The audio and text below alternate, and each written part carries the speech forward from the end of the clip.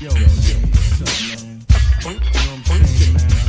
Yo, we got to get things correct, word. SYKOPATHeist taking all our girls, man.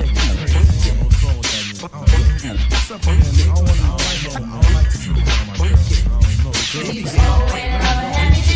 I don't know. Cooling in my crib and I'm cold maxing. Call up a cutie, I'm in the mood for relaxing. Get my phone book from top of the shelf, I dial 66. I better keep it to myself. Call up a cutie with a triple star next to it. She says hello, we conversate a bit. Invite her over for a candlelight dinner. Believe me when I tell you that this girlie is a winner. Shortly after that, I hear the doorbell ring. Turn on the radio and Anita Baker starts to sing. Open up the door and I kiss her on the cheek. She's so nice, polite, petite, so sweet. Sit her on the couch and remove her coat. Squat next to her, clear my throat. Whisper in her ear, tell her what she wants to hear. Let her know to have no fear. Heavy these hair and girls, they love me. She's the old way of a heavy D. Girls, they love me. She's the old way of a heavy D.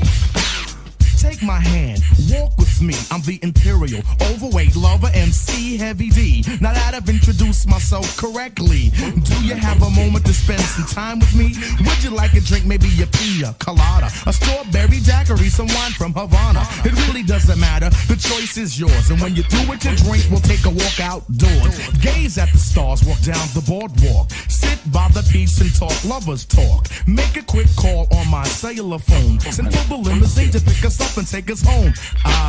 An enjoyable night. The mood was smooth and everything was alright. It may be hard for you, but it's easy for me. Cause girls, the girls, they love me. Girls, they love me. She's the old way of a heavy D. Girls, they love me. She's the old way of a heavy D. Girls, they love me. She's the old way of a heavy D. Girls, they love me. She's the old way of a heavy D. Funky, funky, funky, funky, funky, down, funky, funky, funky. She's the old way of a heavy D.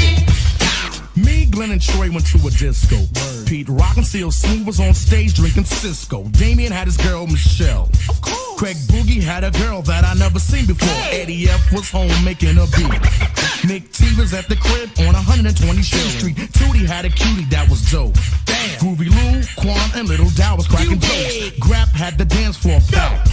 Joe Black was in the corner looking mean and he was strapped. Tommy George, Jeff and Butter was on the spot, buying champagne for the crew, $100 a pop. Me, I was casing the joint, clocking all the people as they stared and point. It feels really good to be Heavy D, because the girls, they love me. Girls, they love me. She's the old way of a heavy D. Girls, they love me. She's the old way of a heavy D. Boot. Girls, they love me. She's the old way of a heavy D. Girls, they love me. She's the old way of a heavy D. Candlelight dinner and violence. Keep the girlie smiling. But when upon the set, I don't drink, just profiling. Run through the lab check. Look upon the Rolex. My clock says 12. My clock says set. You know what I'm talking about. And if you don't, I think you'll figure it out. It ain't that I'm conceited or nothing. I just don't plus for fronting and bluffing cars.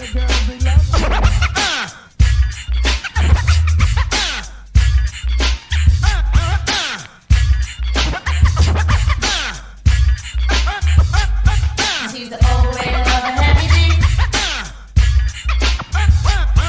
She's the old way of a heavy D.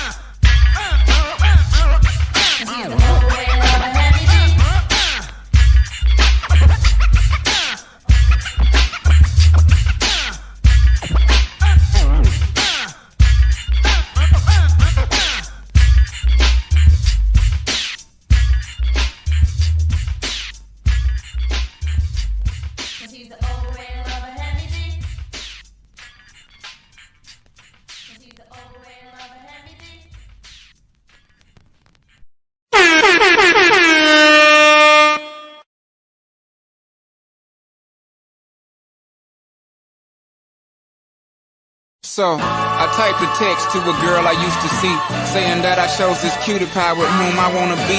And I apologize if this message gets you down. Then I CC'd every girl that I'd CC round town. And hate to see y'all frown, but I'd rather see her smiling. Wetness all around me, true, but I'm no island. Peninsula, maybe. Makes no sense, I know crazy. Give up all this pussy cat that's in my lap, no looking back. Spaceships don't come equipped with rear view mirrors, they dip as quick as they can. The atmosphere is now ripped. I'm so like a pimp. I'm glad it's night, so the light from the sun would not burn me on my bum when I shoot the moon. High jump the broom like a preemie out the womb. My partner yelling too soon. Don't do it. Reconsider. Read some litter. Sure on the subject. You sure? Fuck it. You know we got your back like chiropractic. If that bitch do you dirty, we'll wipe her ass out as in detergent. Now hurry, go on to the altar. I know you ain't a pimp, but pimp, remember what I taught you. Keep your heart, 3 stacks. Keep your heart, hey, keep your heart, 3 stacks. Keep your heart, man, these girls are smart. 3 stacks, these girls are smart. Play your part. Play your part. My bitch a choosy lover, never fuck without a rubber. Never in the sheets like it on top of the cover. Money on the dresser, drive a compressor. Top notch hoes get the most, not the lesser. Trash like the fuck for $40 in the club. Fucking up the game, bitch, it gets no love. She be cross country, giving all that she got. 1,000 a pop, I'm pulling billions off the lot. I smashed up the gray one, bought me a red. Every time we hit the parking lot, we turn head. Some hoes wanna choose, but them bitches too scary. Your bitch chose me, you ain't a pimp, you a fairy.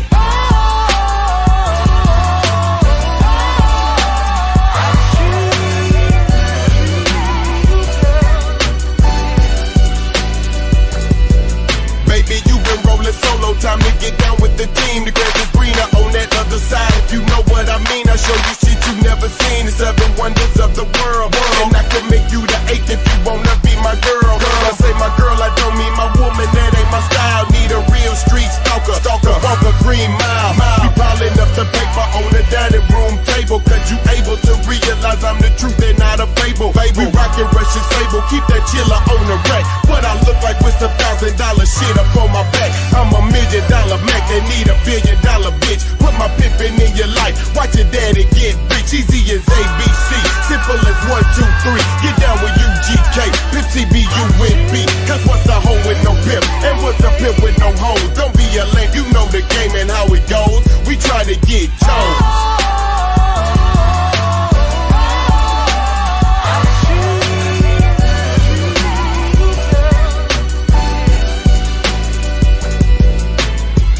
Many decisions with precision. I pick or make my selection on who I choose to be with. Girl, don't touch my protection. I know you want it to slip, but slipping is something I don't do. Tipping for life. That's like making it rain every month on schedule. Let me tell you, get your parasol umbrella, cause it's gonna get wetter. Better prepare you for the sea support. She's supposed to spend it on that baby, but we see she don't. As Paul McCartney, the lawyers couldn't stop this. Slaughter of them pockets had to tie to a rocket. Send her into outer space, I know he wish he could, cause he paying $20K a day, that bitch is eating good. Like an infant on a double D titty, just getting drunk, cause you miscalculated the next to the last pump. Dump in the gut, raw from the giddy up. Better choose the right one or pick the kitties up.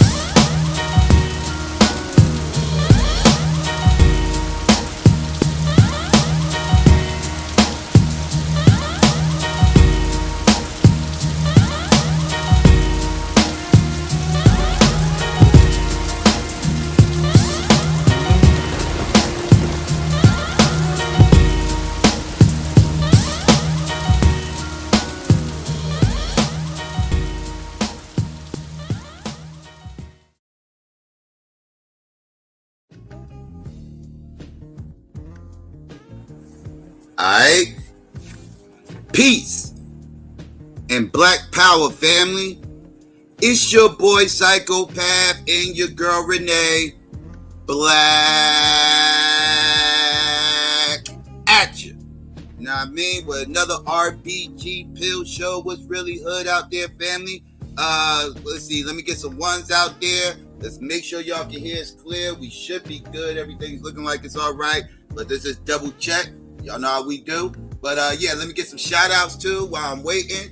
Let's see. Shout out to Back to Love. Shout out to Aries. Let's see. Shout out to Virtuous Woman TV. Shout out to, is that Darren? That's Eric Cow. Third King Cow.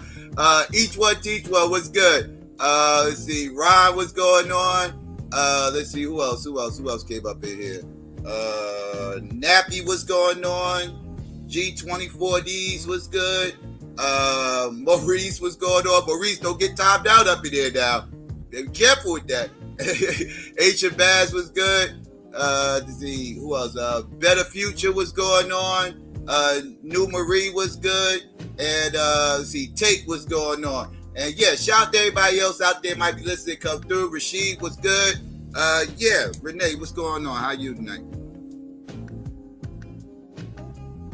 Hey, peace. I'm good. How are you? I'm all right.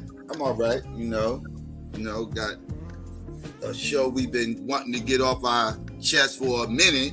You know, we keep getting flustered with other stuff, but we here and we finally going to do this show. We supposed to do this show probably about a month ago. But yeah, we had to keep pushing it back. Blame me, family. Blame me. It's my fault. But yes, we here. But yeah, peace to the chat. Peace, y'all. It's been a little minute or whatnot. So yeah, peace to y'all. Good to be in here doing the RBG Pill podcast. So yeah, we're gonna get it in. We got a few things to talk about. Well, in relation to the topic, y'all see the title and all that good stuff. So yeah, we are going to delve into the conversation about polygamy, but even more specifically, polygyny, which I didn't want to. I'd rather put polygamy because I think more people like understand that and identify. Polygyny, though, is more so what we're going to be discussing, which is a man, specifically a man having multiple quote unquote wives, if you will. And, you know, polygamy could be male or female, right? But polygyny is specifically men. So when we talk about, you know, a lot of what's going on or that things that we see, especially if y'all have any, which most of y'all do, have any presence, if you will, in the so-called conscious community or whatnot, you see a lot of things about polygyny. You see from the, you know, the weirdo right now that's about to be on trial or whatever, from him, from Polites to, you know, a lot of the Hebrew Israelites and, you know, all of the above. You hear about a lot of this stuff. We're going to talk about another brother as well tonight, Kevin Wesley. We're going to talk about him. So it's like, you know, you see it around, you hear a lot of it. Now you'll hear a lot more people talking about throuples, which is instead of a couple, it's 3 people or whatnot. But you hear a lot of that. You hear people making references to like sister wives and different things like that. So it's a conversation. I think that's a interesting one to have. It is one that I've had in the past, like years and years ago, on previous platforms.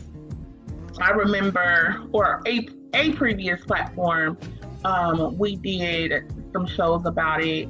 I think even on my show by myself at one point some years ago, I also did a show like touching on this. But I can remember interviewing, you know, several Hebrew Israelites who were trying to break this whole thing down. knowing some Hebrew Israelites to try to make me their wife or something. Like it's a lot, y'all. It's a lot. So I just want to say that, you know, out the gate, right? It's not, we don't really like to do the whole relationship conversation because relationships are very specific, right? You can't, I hate when people make these blanket statements, and because every relationship with somebody is totally different. So I don't believe in this whole collective, the collective of this and all of that kind of stuff. No, you don't know what's going on in people's relationships with each other. And so it's not as much from that aspect, you know, because I don't really like delving into that too much. That's people's own choices. But and polygyny is people's choice. But in terms of the overall community, which is a lot of things that we speak on, you constantly hear people talking about, you know, the Black family and the Black family unit and, you know, what's going on with that. And so it's kind of from that standpoint, like, is this something productive for the community? You know, what's people's opinions on it? At the end of the day, people can make their own choice for what type of relationship they want to be in. I don't think that my opinions on it are, you know, about everybody. It's kind of my view, just like everybody else will have their own views. So I just want to make that clear before we really get into this, and this is not on some gender banging, Black man versus Black woman type ish, but no, not at all. But we're going to just get into the conversation and just address some of these things and look into them. So, yeah, so I just wanted to say that. But so I do want to start with a particular article. And then we're just gonna flow from there. And I'm gonna be talking about a few people. And yes, I will be talking about Dr. Umar's quote unquote wedding, okay, in quotations. Yeah, we're gonna get into all that and everything. So, but first of all, I'm gonna start with this article that comes from D.A.B.A.T.E news, and that always makes me crack up when I see D.A.B.A.T.E because Tariq used to always talk about, I have not listened to Tariq in so long, so I'm sure he still does, but he used to be like the D.A.B.A.T.E blacks, which are like, you know, the coons and the sellouts and these super liberal Black people is what, like, you know, and he would talk about them all the time. But anyway, this article does come from D.A.B.A.T.E. So I'm going to read this. And it is, this couple in Atlanta open up about their polygamous relationship and why they're seeking a sister wife. Okay, all right. TLC Network has heralded itself as a platform for showcasing different perspectives and lifestyles, and their newest series, Seeking Sister Wife, is no different. The show follows three families, all the Aldridges, the Brineys, and the Snowdens, who are all at various stages of actively seeking a new sister wife. However, the Snowdens, a Black family living in Atlanta, present a viewpoint rarely seen on television. Ashley and Dimitri Snowden are a young couple in a polygamous relationship while raising two children and expecting their third. Though the polygamous lifestyle works best for them, getting burned in a previous relationship has made them more cautious. Ahead of the season finale of Seeking Sister Wife, D.A.B.A.T.E chatted with the Snowdens about their unconventional approach to relationships, withstanding the spotlight, and why polygamy works best for them. Despite the world being more open by exposing their lives on television, the Snowdens are essentially putting themselves in the line of fire. The negativity and hate was certainly something they considered before signing on for the series. There's an opportunity to educate people, viewers, and people that are interested, Dimitri told D.A.B.A.T.E. There are infinite ways to exercise living a certain way of life. We wanted to highlight that there's another way that this can be exercised that's non-religious, not located in Utah, and not exercised by people of color. The couple had already been getting plenty of questions from their families and friends, but Seeking Sister Wife has provided them the opportunity to respond to everything at once. Let's see. A lot of people are opening their minds now, Ashley said. This is one of the most one of the most visual times in our history, where people are all different walks and beliefs and practices are being seen and heard in many ways. So this just was another way to highlight and answer a lot of people's questions. All right. As young Black polygamists, the Snowdens said they felt a burden of representation once the show aired that they had not been anticipating when they first decided to share their lives with the world.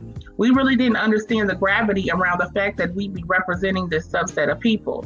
Dimitri said, again, that became apparent after the show aired and we started getting feedback. As the vulnerability of our story becomes more apparent, people are really counting, learning, and reacting to those nuances. I think it now becomes very clear. It's kind of like when you're growing up and you know what you look like.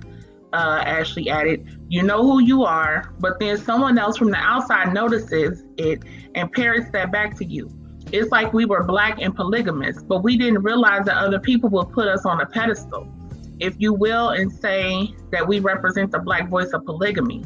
It's humbling on one end, but this has been going on for thousands of years since the beginning of time. We didn't invent this. We're not the first people or the last people to live this way that are of African descent. However, it's a huge responsibility. Okay. Let's see. All right. Seeking Sister Wife has allowed the couple to shatter long-held myths. From Dimitri's perspective, polygamy is more than monogamy that many people even think to consider. The biggest misnomer, I think, is the idea that there's some exclusive set of things or events that are only pertaining to polygamy, he revealed. That's actually not the fact at all. There's actually complete symmetry between monogamy and polygamy. In a monogamous relationship, we need to exercise passion. We need to be empathetic listeners. We need to communicate well. We need to just be loving and understand each other. More than anything with the series, the Snowdens hope that whether people agree with their lifestyle or not, they see the love and humanity in their relationship. The beautiful thing about life is that we get to choose how we want to live it, Ashley said, before making any judgment on anyone. I don't know about that, but even if it doesn't fit into your lifestyle choices, educate yourself so that you can know why you are against something or know why you stand for something. I can get with that. I think that's the biggest thing that I hope people walk away with, is just being convicted either way and knowing that you have a choice. Polygamy certainly isn't for everyone, and the Snowdens aren't trying to convince anyone otherwise. If you don't agree, that's okay, Dimitri said as he laughed. Get off the page, change the channel, go do something else and relax. It's interesting how specifically as people of color, when we don't like something, we actually exercise so much energy to express the disdain that we could use that energy to do something else constructive. See, why Black folk, always, Black folk got to be attacked as a whole. Anyway, if you are going to take interest, just ask questions, that's all. One of the mantras I live by is, we don't have to agree about anything, but we have to understand. With understanding, you can build a bridge. We can actually start moving forward. So yeah, y'all. So that was an article, like I said, from this young couple in Atlanta. They were on this show, Seeking Sister Wife. And that white show called, what's it called? Sister Wives. Yeah. I think on TLC some years ago. I know that show really blew up, and it's white folks, and they lived in Utah, I believe. And at the time, because I actually used to watch that back in the day, and at the time, the man, I think, had 4. He had 3. Yeah, I think he had 3 wives in the beginning. And then he met another woman, a younger woman, okay? And he brought her in, and she became the 4th wife. And I think probably the favorite wife, if you will. And I think that show was a little bit interesting, like just seeing the dynamics between the different people.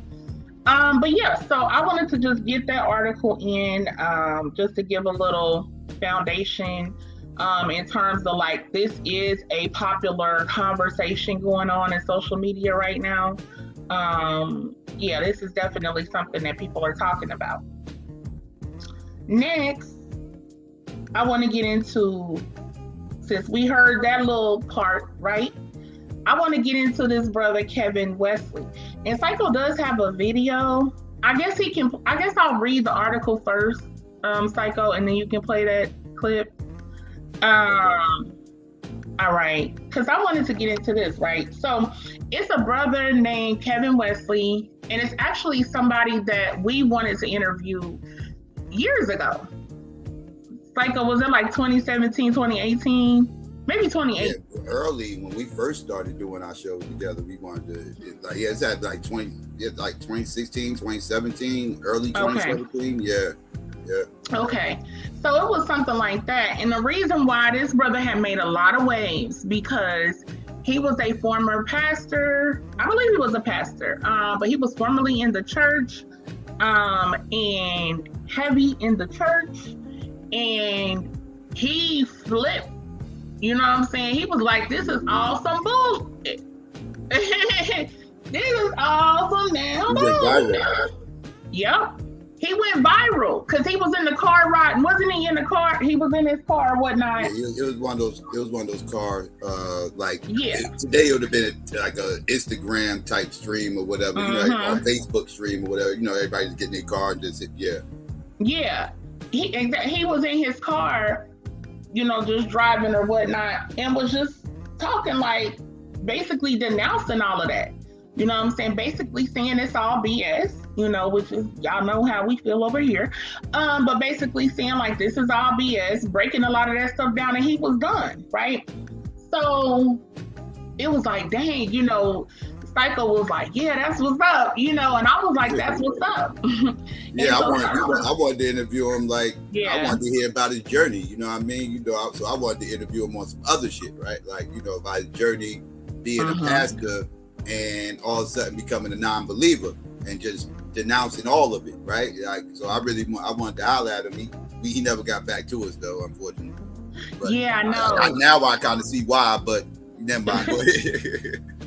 Right. So yeah. So he made a lot of waves with that. Well, you know, jump ahead, you know, spring ahead some years or whatnot, and he started, you know, things start popping up or whatnot on social media about him and how he is in this polygamist relationship or whatnot, and how he now, you know, practices polygyny, and he has 2 supposed quote unquote wives and all this other stuff. And yeah, so it was like, dang, okay. So bro went from, you know what I'm saying, praise the Lord and being a pastor, doing all this, right? And then he was like, nah, this some BS. And then he's like, nah, you know what? I want 2 women. You feel me? And that's what I'm going to do. So, yeah. So I want to talk about him a little bit. We're going to get into that. And if you've seen the thumbnail, he is on the thumbnail with both of his quote-unquote wives. And that's in quotations because... I got a picture of him up now. Okay. And, yeah, because y'all know, it is illegal, okay? You cannot legally have more than one spouse, okay? You can't. That's just not a real thing. But people claim these things, and now people call their spiritual wives, their spiritual husbands, and all this other stuff. So, but yeah, let me go ahead, y'all, and read this little article or whatnot. And this was from the Daily Mail. Man who is in, and I think this was in April of this year. Yeah, this was from April of 2021. Man who is in a polyamorous throuple. There's that word again, okay? Instead of couple, it's a throuple, with his ex-wife and his new girlfriend, admits he has to schedule separate alone time with each of his quote-unquote queens to prevent jealousy. I just want to say this real quick before I read the article. I thought like that was a singular thing. You know what I'm saying? Like a king and a queen, if you're going to use that terminology, which I'm not a big fan of that. But if people use that, I'd rather people say things like that than calling people B's and N's and all that. So if you want to use that terminology, that's what's up. However, I thought it was like a singular thing, right? Like a king and a queen. Like I didn't know it was like multiple queens, but okay. So yeah, let me get into this. A man who invited his ex-wife to form a throuple with him and his new girlfriend 5 years after the breakdown of his marriage insists they are thriving, but admits he has to schedule separate alone time with each of them to prevent jealousy.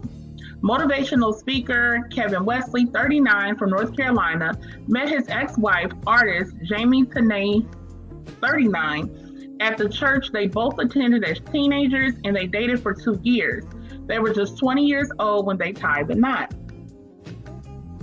After 13 years of marriage, Kevin was unhappy with their relationship, as he and Jamie would disagree regularly about what constituted a successful and happy relationship.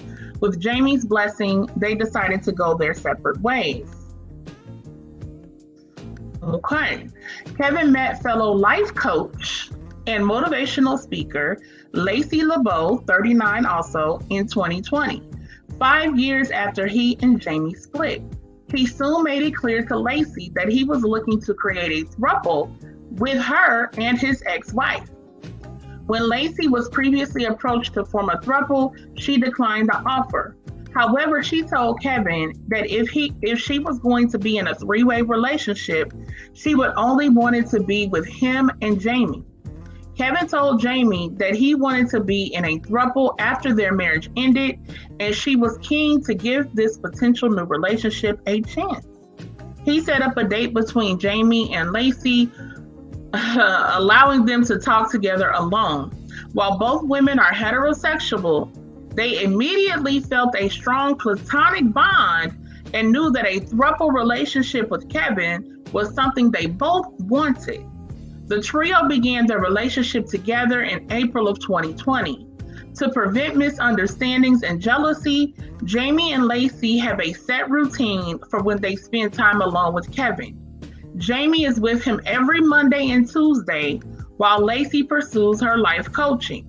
On Wednesday and Thursday, the setup is reversed, with Kevin and Lacey being alone on those 2 days. The rest of the week, they spend time together as a threesome. Okay, y'all. According to Kevin, this setup works well for them as it allows at least one member of the trio to always be working to provide for the family, while the other two can have quality alone time together, largely avoiding the potential for jealousy arising. However, Kevin has to be careful to not hurt the feelings of his two queens when they are all together. He refrains from showing either of them too much affection to avoid hurting their feelings.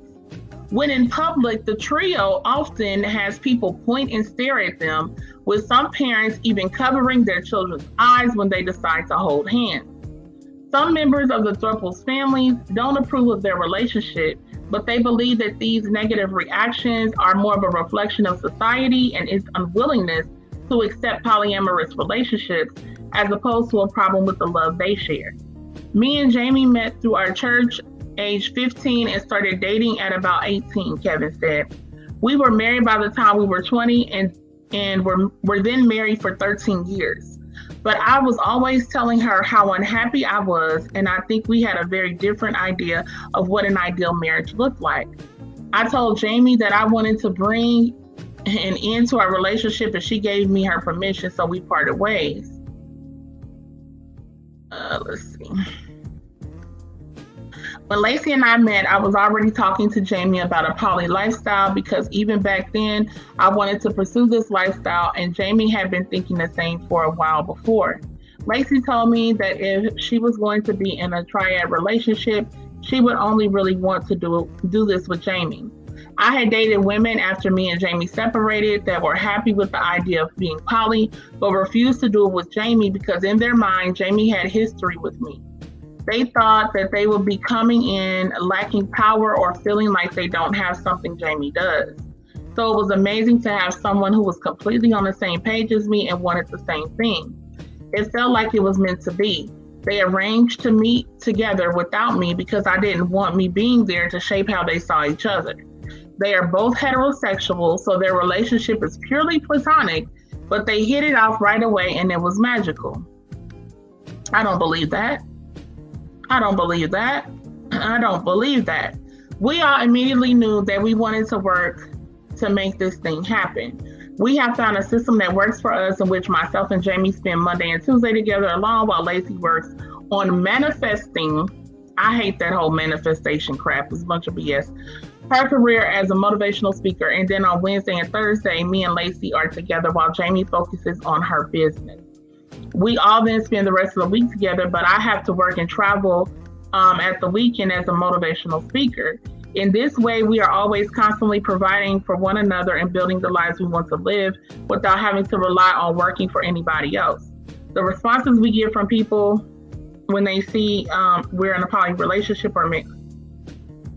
When we're out, we'll hold hands together, but we don't go too crazy, as we do understand that some people might not think the same way as us or be so accepting. We've had parents shield their kids' eyes or whisper about us, but you just have to understand that people are viewing our relationship through a different lens. Some of the nicest comments are from those who say we've given them strength to live their lives unapologetically, even if they're ridiculed. Let's see, is that the end? The worst are those that say I'm manipulating my queens into being with me, which is so far from the truth. Being in the presence of both Jamie and Lacey at the same time can be difficult at times. Let me read that again, y'all. Let me read that again for the people in the back. Being in the presence of both Jamie and Lacey at the same time can be difficult at times. Okay. I don't want to show too much affection in case it causes jealousy, so I have become a friend to both of them when we're all together. That's a problem. That sentence right there, I'm gonna come back to that, but that's a problem. That sentence right there, what he said right there, oh, hold on. I don't want to show too much affection in case it causes jealousy. So I have become a friend to both of them when we're all together. Okay. I think it might just be teething problems, and maybe we'll grow out of that in the future. That's also not a good sign. That sentence is not a good sign. Kevin, Jamie, and Lacey understand that their relationship is atypical, but they are eager to show the world that the love of 3 committed partners is just as special as a traditional couple. Because polygamy is illegal in the United States, people think it is wrong, but they're viewing it through that specific lens, said Kevin. In reality, we are just 3 people who love each other and have chosen to forge our lives together. We want to show people how to love and push past the preconceptions. Yeah, right? Yeah. Okay, that was the end of the article. They want to show people how to love. Okay? They want to show people how to love and push past the preconceptions they might have about what love is. We hope that by sharing our story, we can encourage people to change, to be the change you want to see. Yeah, I got the video. All right, you can go right ahead. Rise and shine, beautiful souls. Look, we wanted to remind you guys, do not forget to go to www.lovebelow.shop to get your cuffing season starter kits today for your chance to win your all expense paid trip to Vegas. What are you going to do in Vegas? You just going to spend time with the Rise family? Doing what? Relationship reboot retreat, couples retreat. Yeah. You don't want to miss it. No tickets are for sale. You can only win your way. So get your cuffing season starter kit. Reboot your relationship at home. Trust me. Get the tap out. Just get an extra bottle of tap out. Trust me, you're going to want that too. Yeah. All right. When you get your cuffing season starter kit, type in the code EVOLVE. Mm-hmm. With that promo code, you're going to get $5 off. All right. Look forward to that golden ticket that shows up with that package that gives you an all expense paid trip, hotel room, everything paid for, food, everything, y'all. And you'll be able to kick it with us the whole weekend. It's going to be beautiful. We cannot wait to see you guys there. All right. Be evolution. Be the change that you want to see. No candle loses its flame from lighting another. And if you were to ever find yourself in the middle of chaos, it's in the middle of chaos that you found yourself. Thanks. Peace.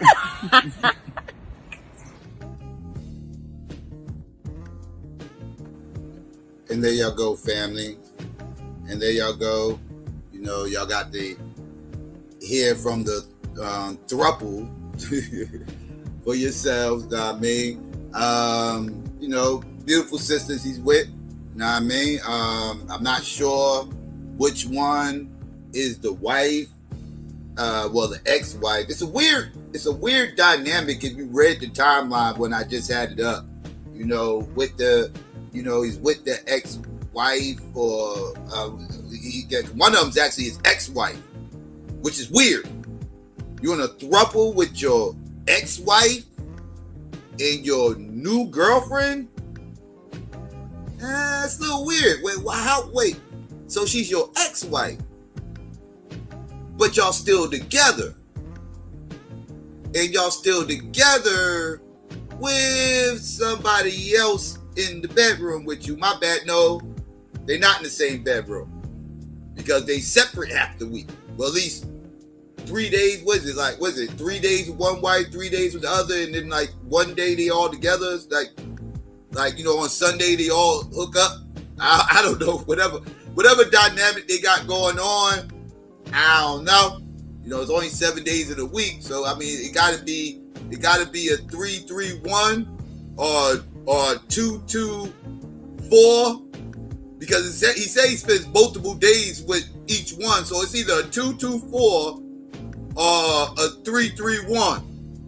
Ain't too many other dynamics you can have in a 7-day week, right? So unless it's overlapping, you know, it could be like a you know could be like you get paid every other week type shit.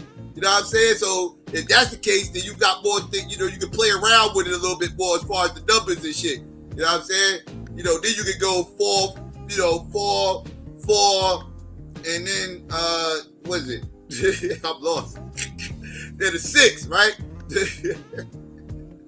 A 4-4 to 6, right? Like it's a whole bunch of different dynamics. I feel like I'm making up a new format for the NBA playoffs or some shit, right? I feel like I'm making up a new dynamic. I don't know, but y'all get my drift. I mean, but yeah, family. I don't know. You know, hey, listen. I'm about to let Renee go in on this. I just want to say, me personally, whatever works for you, motherfuckers. If that's what you want to do, whatever, right? But it's not something I promote.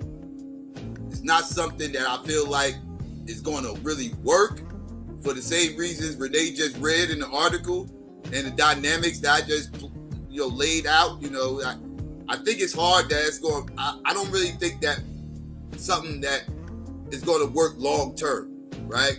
It's something that could work in the short term, you know, but long term, I think is might cause some problems. I think, you know, man. But hey, but if you can make it work, and you can make a liar out of me, you know, go for what you know. My only thing is, can they be black? Can they be black? If any kids come out of this, can they be black kids? Like that? Don't be on some motherfucking polite shit when you start having all these non-black motherfuckers and all of y'all shit and everything else. Like, but you know, again, this ain't something I promote. I couldn't do it myself because I don't have the energy for that shit myself. I ain't got the energy to be dealing with 2 women in a relationship, dog. I couldn't do that shit. That shit is mentally draining. It's a lot to handle just having one woman at a time. That's a lot to handle. But have 2 at the same time and y'all sitting up here making schedules and all this other crazy. That's too much. That's too much on my mentals, dog. I ain't really got too much time for that shit. That shit, yo, I can't do it, son. That's just me. Like, again, other people, you know, if that's what you want to do your thing. I can't deal with. That's too much to deal with mentally. Mentally, that is too much to motherfucking deal with, man. I would lose my shit. I could not envision. No, I can't do it. Like, I'm just thinking, like, What if like I can just grab two of my random exes, right? Like in my head and shit, and just try to imagine what that would have been like if we was all together at the same time? Are you shitting me? At the same time? Like, I can't think of no special dynamic. I don't care. Like, you can just go in the hat and just pick two random ones and just throw. It ain't gonna work. Like, it ain't gonna work. Like, I don't care which kind of equation you try to throw out. Nah, it ain't gonna work, dog. Not for me. The motherfucker, man, listen, hell to the motherfucking no. That shit would be a train wreck. A motherfucking train wreck. I'm sorry. No. I couldn't do it. I would be mentally drained. That's just me. But hey, everybody ain't built the same way, right? Some people can handle all that mental anguish. If you can handle all that mental anguish in return for some physical pleasure, then by all means, knock yourself the fuck out. I can't do it. You better than me. There you go. I said it. You know what I mean? So there you go. And I'm going to go ahead and pass the mic to Renee and let her chew on that. Yeah. So, yes. And, yeah, I mean, like with what you were just saying, that's a lot to deal with. You know what I'm saying? I think that, well, let me pause on that. Let me go back to the video, right? Because my question is, and again, we just doing this show, kind of twisting Psycho's arm, but doing this show, just in terms of like community impact, you know, you hear a lot about it in the conscious community, again, from that perspective. But why is everybody nowadays a relationship expert? Like, can somebody explain that to me? Like, people, like, they're doing a relationship retreat based on what? That you got an ex-wife and a girlfriend? Like, and that makes, like, that qualifies you to do a relationship retreat? Like, I'm confused. Like, you know, I'm saying that things I'm saying on the show are my opinion. You know what I'm saying? People can feel how they want to feel about whatever. But like, these people try to come as like relationship experts and like trying to like teach other people and guide other people. And it's kind of like, I don't know where this thing comes from. Like, everybody's supposed to be some kind of relationship expert. I don't get it, but okay. And then everybody has to monetize everything, right? So he's trying to monetize him being with two women. Like, y'all come on out. You can't buy tickets. But guess what, though? When you get there, you got to pay for something. Okay, let's listen. Y'all know, ain't nothing free, ain't nothing like that going down. When you get there, it's some prices involved. It's some payments involved on something. Okay, let's make that clear. Oh, well, you know, we not charging no tickets again, but you got to pay for this. Oh, I thought you said that. Yeah, no, sorry. So anywho, but yeah, so, oh yeah, Psycho, the ex-wife is the one on the thumbnail with the red hair. The one with the dark hair with like the right now, but okay, the one with the red hair, okay, that's the one on the right in the picture that I got. The one on the right. Yeah, so that's the ex-wife. That's the ex-wife. And I mean, you can kind of, like, the girlfriend to me looks cuter and stuff. Like, not that the wife is unattractive or anything like that, but I could kind of tell, like, that's probably the ex-wife and that was probably the girlfriend or whatnot. And yeah, that's what it is. The ex-wife got the red hair. Weird though? But how could that be your ex-wife if y'all still together with the and you with sister wife? But I don't. That's weird. Like, it is weird. Yeah. And again, if this works for them, ain't no hate, ain't no whatever. Let it work for you. Whatever works for you.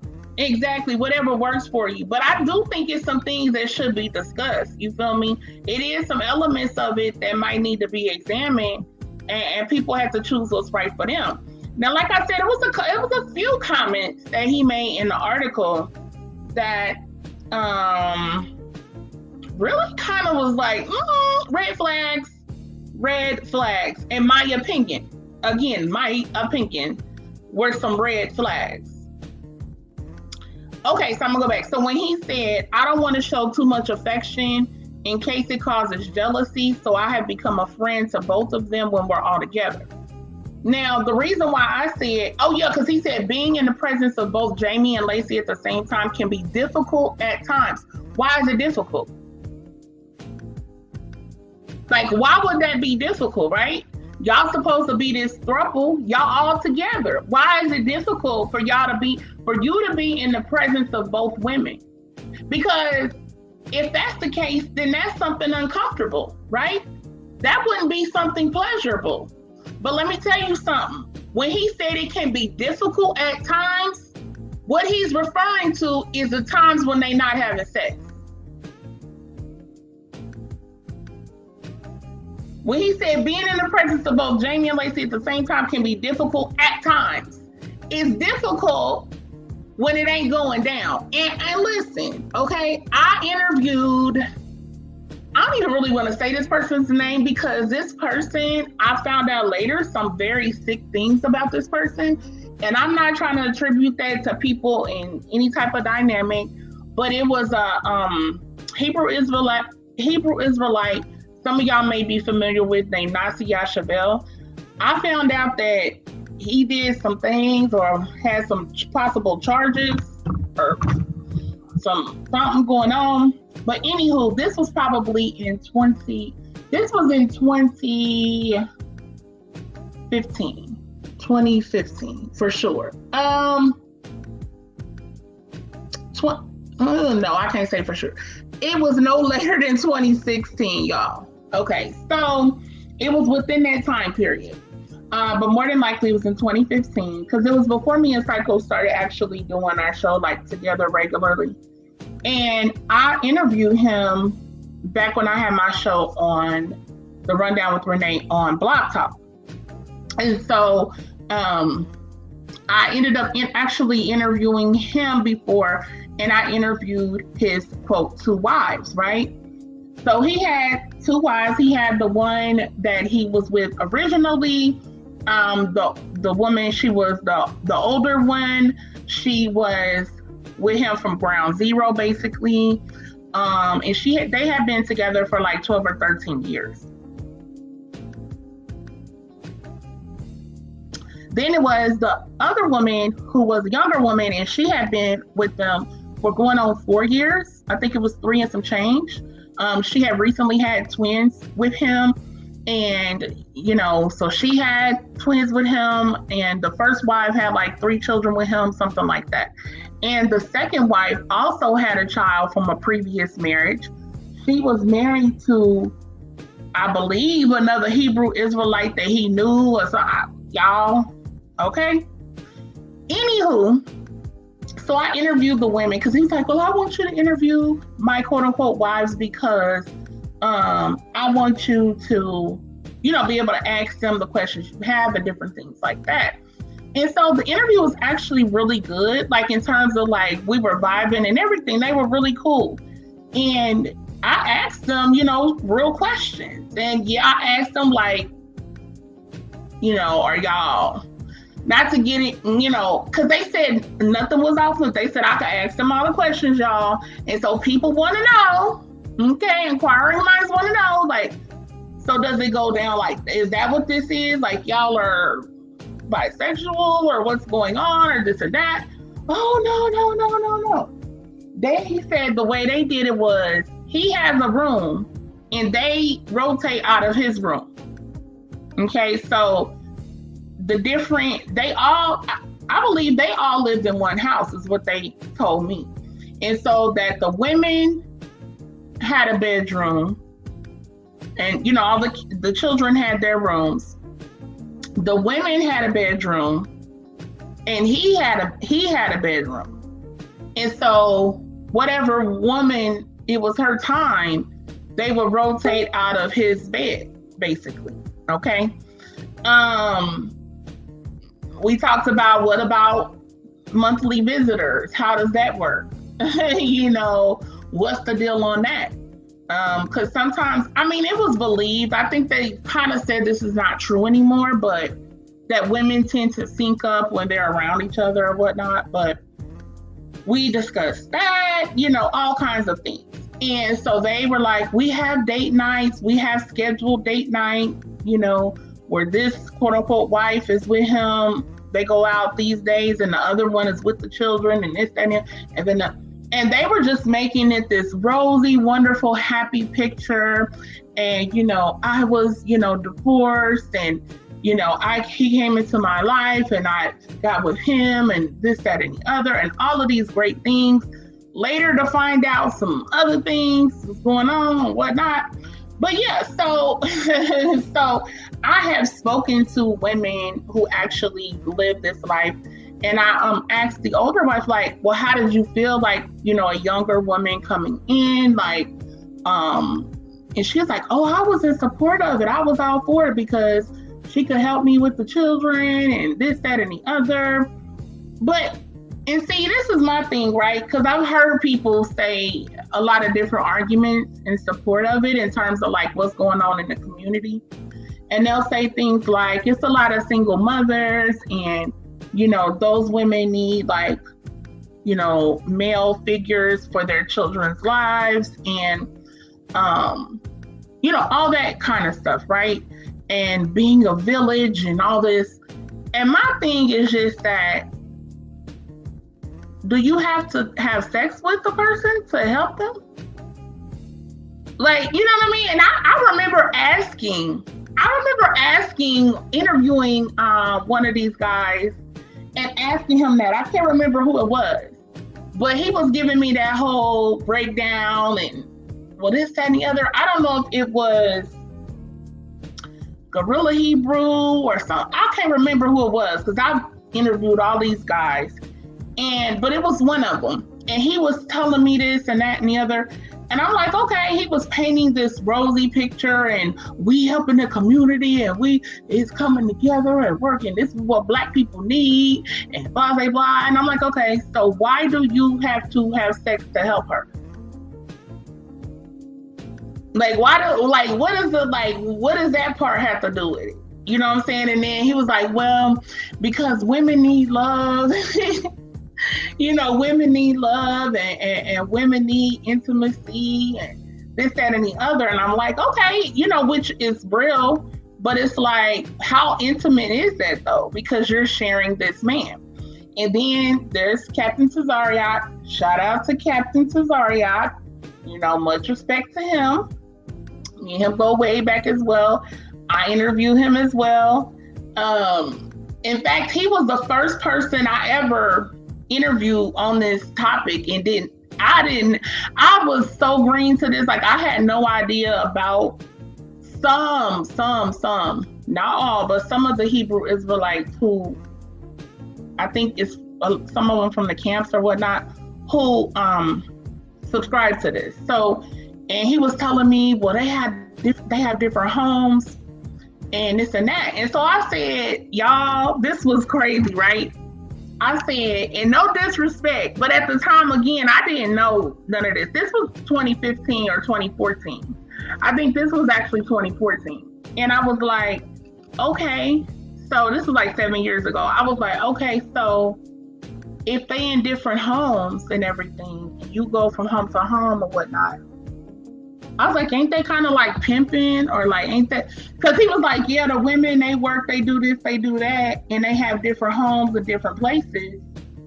And I can go from here to there to there to there. And I'm like, ain't that kind of like pimping though? Like, and I remember everybody's like, oh, because at that time, all of them knew all about all that stuff. They were cool with him, you know, their camp was ringing bells, like a lot of people knew of them and this, that, and the other, and I didn't. So I'm just, y'all know me, you know what I'm saying? I'm gonna just ask you. I'm gonna just, hey. And I was just like, ain't that kind of like pimping though? And it was, the response was hilarious, y'all. Everybody was like, whoa, everybody was cracking up. But yeah, y'all, so that was just kind of my view on it. And then I remember his wife, she was very upset with me, and she was messaging me on Facebook and like going back and forth with me for a little bit. And she was pretty upset. And I was like, look, I'm just really asking legit questions. Like, I really don't know about this. Like, I'm not trying to be insulting to anybody. Like, but yeah, anyway, so I don't, even from that time, you know, I'm not putting it down. I'm not saying don't do it. Like Psycho said, do what works for you. Do what works for you. But I do think that when people try to sell this as some benefit to the Black community and some improvement to the Black community, that's where I kind of am like, I don't really share that premise. I think, you know, on an individual basis, if you want to speak on it like that, that's cool. But when we get into a conversation, which is what I kind of wanted to talk about in terms of like, is this good for the overall community? For me, I'm gonna have to say, I don't think so. I think it's an individual thing, that it shouldn't be, and I hate using this word, but a collective kind of thing. And I'll give you a few reasons why. And we're gonna get into some things, but for me, because then we're gonna get into this Dr. Umar thing. But for me, I think that it's already hard enough to have a successful relationship with one person. And that's something that we all struggle with. You know what I mean? I understand that people say this is the African practice, right? Because in the conscious community, that is oftentimes what you will hear. Now, some of the Hebrew Israelites don't subscribe to being African and things, so not all of them necessarily feel that way. Some of them do. But a lot of other people within the conscious community, if you will, they talk about how it was it's an African practice, and that, you know, the nuclear family, so to speak, is more of a European, but a European,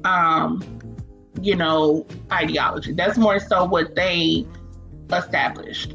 And, you know, while there's a lot of truth to that in terms of, you know, this being rooted in African culture and whatnot, we still have to understand that for us here today, we have come up in this society that we're in now. We don't live within a society where that's normal, where that's supported, where that's legal, where that's functioning. We just don't. So people who are trying to do that now, sometimes, and not everybody, but it can come off a little bit as like kind of running game, because you cannot, like, if something happens to that man, what about the woman? Because some of these men are married to the one woman and then they bring in other women. What about the other woman? Like, what are the circumstances there? What about if you're not legally married to either one? What are the circumstances there? I've heard people say, oh, well, we got legal documents written up. So then why aren't you legally married? Like, they'll talk down on legal marriage. But when you ask them, well, what were to go down if something happened to you? Where would, you know, your life insurance, your whatever, where would that go to? And you have young children who would need support and help. Where would that go to? Oh, well, we got a document on, but yeah, you have talked down on marriage being a legal contract, but you have a legal contract for some. Come on, y'all. Most of these things are verbal contracts, okay? They're verbal contracts with each other. People may call themselves having some type of ceremony with people coming and being there, but they're not really legal and binding. And as much as a lot of people do speak down on, you know, the legality of marriage, I think there is something that's more significant when you are legally married. I just do. Because when you're not, you know, you can walk away. You can walk away from a marriage, but it's a little harder. Let's keep that, but it's a little bit harder. Because that woman or that man legally may be entitled to whatever you got going on. So, yeah, you know, that's where they come up with the premise is cheaper to keep her and things like that. Yeah, because there's more attachments there. There's way more attachments than you just making a verbal agreement and saying, "Oh, we's married. I'm married now." Like, it's more than that. You feel me? And so I feel like the polygamy argument is kind of selling that short. And if we are going to talk about the Black family unit and having stability, I think there is value in having a legal binding marriage. I think there's value in that for the children and for the family and for things being able to be stable and sturdy. Because if it's just about, well, this is my ex-wife and my girlfriend, oh, okay, we all broke up, all right, peace. You know, I think when people are married, they tend to maybe want to work things out a little bit more. Even in that article, he was saying that for a while, you know, some years, I guess, in the marriage that he wasn't really happy or whatever like that. But clearly it seemed like they tried to work it out in that marriage, right? Before finally deciding to go ahead and divorce.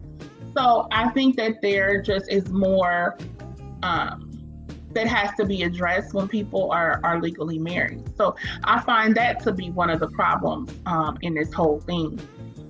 Another thing, you know, let's keep it a buck, right? I think a lot of men, they're, not all, but a lot of men, they are drawn to polygyny because polyandry, we need to talk about these brother husbands, okay? But anywho, we'll get to that because we need to talk about the brother husbands, honey. Where the brother husbands at, Psycho? Where the brother husbands at? Ladies, we need to, you know what I mean? What? Get the fuck out of here. Anyway, you know what I mean? like, you know, like before we get to the Umar thing, let me just say this.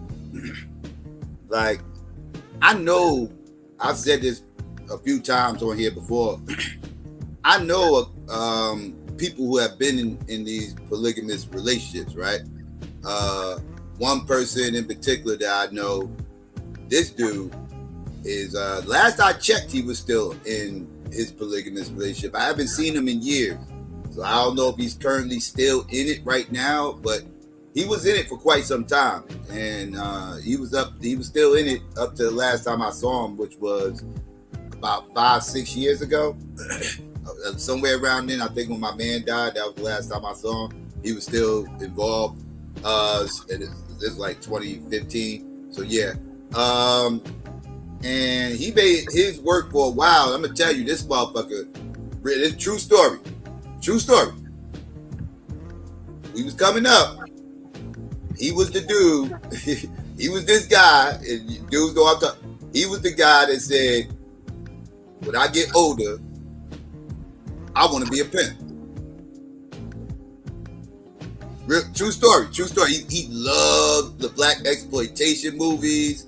Loved the whole pimp culture. You know, Snoop Dogg, Too Short, all that shit. That was his favorite shit to listen to. Like he loved this shit. Loved this shit. Said he wanted to be a pimp when he get older. He was dead ass serious too. We used to laugh at him, joking shit, everything else. Like, this motherfucker crazy. This motherfucker talking about he gonna be a pimp when he get older. Like, motherfucker, that shit ain't gonna last long. You be lucky to get that shit off, whatever the fuck case may be. Like, stop playing. So, you know, we laughing this shit. We teenagers laughing this shit up. I'll be dead. This motherfucker ain't get older and got into these little polygamous relationships. Now, he's a Muslim. You know, and a lot of his shit is based on his faith, right? You know, and he's not Nation of Islam, but you know, he is Muslim. He was born Muslim, you know, so he ain't somebody who converted to Muslim just so he can do this stuff. No, he was always Muslim. He was born that way. And yeah, you know, but he was still going strong when I saw him last time I saw him. So he made his work. He was with his original wife. I don't want to say bottom B. You know, he was with her for a while, since like the late 90s. He was with her. So they've been together going on. They've been together for over 20 years if they still together. So yeah. You know, so that happened, and then you know, you always got, and you know, it's always the whole thing about, you know, we got to touch on the elephant in the room. Yeah. You know, first things first, before we touch on the elephant in the room, I saw an interesting comment, and I've been seeing this rhetoric going around for a while. Sister Phoenix Black in there said it's a numbers game, right? Shout out to Phoenix. That's my sis. But go ahead. Right? Yeah, it's a numbers game, she said, right? She said it's a numbers game, and you know, women outnumber men, and you know, which is true. And you know, you do have the dynamic of, you know, brothers being incarcerated, dying early. You know, brothers not living as long as the sisters and everything else. So you have this dynamic going on, and you know, she made the comment that, you know, it's not enough men out there for each sister. And you know, I hear the same rhetoric when I hear these little divestment arguments, right? These little pink pill arguments and shit, right? You know, they start talking the numbers game thing, and you know how many women it is and everything else. And you know, these are arguments that, you know, I understand, and I don't, even if I don't approve of it, I understand the argument, right? I understand that there's a dynamic out here that makes it difficult for people. But you also got to factor in the gay factor. Mm-hmm. I'm not telling people to go gay. Be gay. We anti-alphabet soup over here. But you know, but what I'm saying is, we're discussing the numbers game. You also got to discuss the whole gay dynamic and shit, because a lot of you got a lot of the brothers that are gay, you got a lot of the sisters that are gay. Like, all these people ain't heterosexual when discussing these numbers, is what I'm saying. And then it gets into the whole argument of which gender is more gay, because the guys are more gay than the females are more gay, that lowers the pool even more.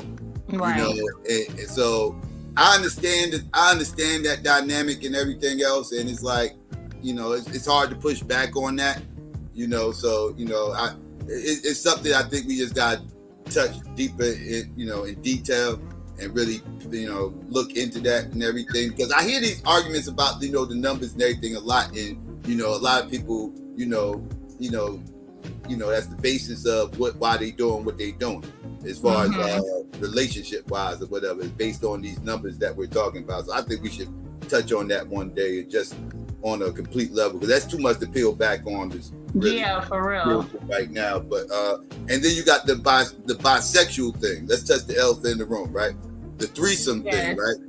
Because a lot of brothers want this because of the whole threesome dynamic, right? Like, because a lot of brothers, most brothers, I'm gonna say most brothers, all have that fantasy, you know, that they know that bucket list thing. You know what I mean? They need, you know, they want to jot this down their bucket list. You know, they want to experience a threesome at least once in their life, right? All brothers have this fantasy, this, that. I ain't gonna say all, but you know what I mean. A large amount of brothers want this, you know, got this on their bucket list if they haven't already checked it off, right? If they haven't, it's probably there, right? So, and a lot of times that's immediately where their mind goes and everything. So then you got this whole dynamic. Well, is it going to be a type of marriage where we are all dating each other? You know, is it just, okay, it's just me, and she only dealing with me, and then she's only dealing with me, and we're not dealing with each other together on a sexual level, and you know, and they're not dealing with each other on a sexual level. They're not touching each other. They're not in the same bed together, and all this everything else. So you got all that dynamic and everything going on, which is kind of weird in some spaces, because, like, if you had that dynamic going on with the threesomes and everything, and this, that, and the third, then that means your polygamous relationship shouldn't be based on spirituality, right? Like, because the Hebrews and the speak out against the LBGT, UVWXYZ boys, right? They speak out against all that shit, right? So they shouldn't have that type of dynamic going on with their polygamous relationships. It shouldn't be something where they having threesomes or whatever, right? It should be something where the wives are pretty much separate. That's supposedly. That would be the only way it would line up with their scriptures, right? Same thing with the Muslims. Same thing with the Muslims. I don't believe that. They shouldn't. I say, yeah, I don't believe that, but yeah. No, I'm just saying what they supposed to follow according to their scriptures and everything, and you know what they doctrine say, right? Yeah. Like it shouldn't be a situation where it's threesomes going on, right? Like it might not speak out against having multiple wives, but it definitely speaks out against all that threesome shit, and so that's interesting to know if you know what's going on with all that. Because if you're in a polygamous relationship and you got some free threesome stuff going on, you gotta be somebody like a Umar. Yep. Somebody who don't subscribe to the Bible. Somebody who don't subscribe to the Quran. You know, and ain't bound to that, right?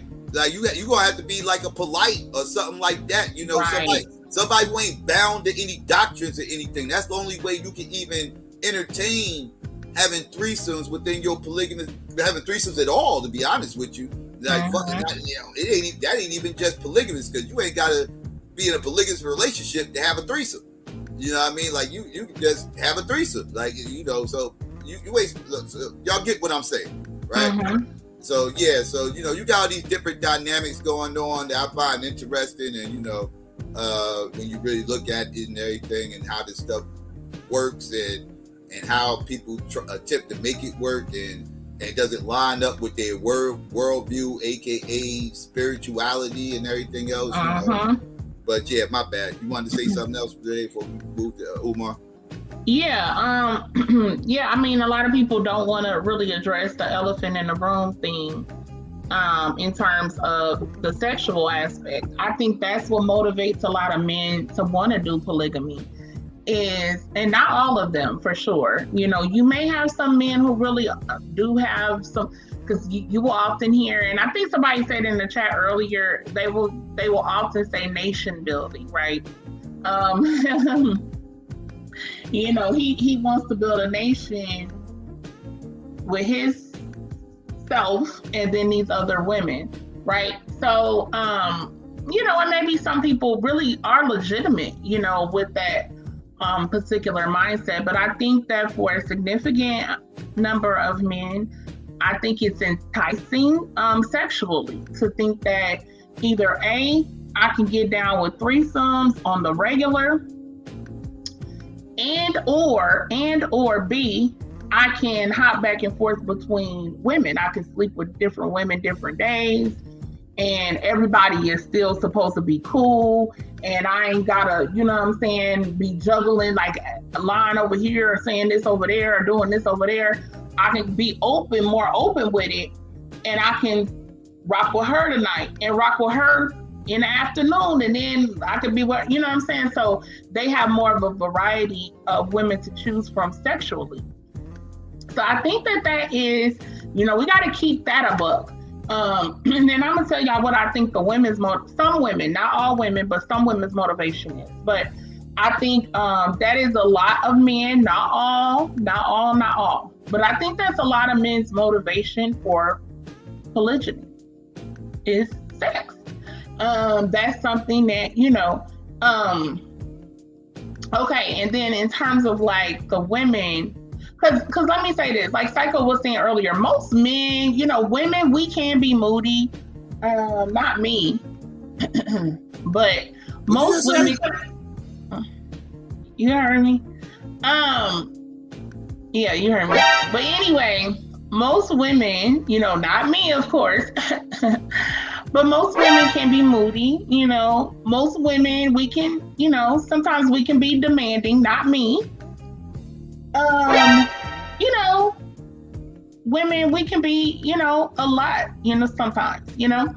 And for a man to willingly want to deal with multiple women and our different moods and cycles and different things that we go through. And because, you know, men always feel like they're being nagged and they feel like this and, oh man, she got attitude and oh my God, blah, blah, blah. So you want to times that by however many, like, you know, a lot of men don't want to deal with that. However, that sexual part, it might offset, you feel me, the other drawbacks. You feel me? They feel like, damn, the you know, risk and reward. You feel me? Like the reward might be worth more to me than the risk. So I'll go ahead and risk it and be dealing with these women and for my reward. So I think that that's a part of the picture. But I think for some women who do subscribe, like with the story of Kevin Wesley, honestly, what it kind of sounded like to me was that, and this is, I'm speaking about this particular situation. So it sounded like the ex-wife wanted him back, and she was kind of willing to deal with what his requirement was. So he was saying like, hey, I want another woman in here. You know what I'm saying? Like, I want to be with you. And I don't know how that works, right? I want to be with you, but I want another woman to be with her too. Like, and I'm her man as well. Cause see, that's the thing, right? It ain't just like you just a jump off, quote unquote, or just somebody you just, you know what I'm saying, hooking up with. No. You supposed to be her man too. Like, you supposed to be both of their man. Like, both of them claim you as their man. So it ain't like no other type of situation where you just getting it in. Let's make that clear. So I feel like the ex-wife, in order to get him back, so to speak, or get a part of him back, but to get him back and to be with him or whatever, she was willing to go along with whatever it is that he wanted. And he wanted to be with this other woman as well. And in this particular case, they were all the same age. So, but sometimes you will see it'll be like a younger woman coming in, maybe a younger woman who's quote unquote more attractive and stuff like that, who may not have any children.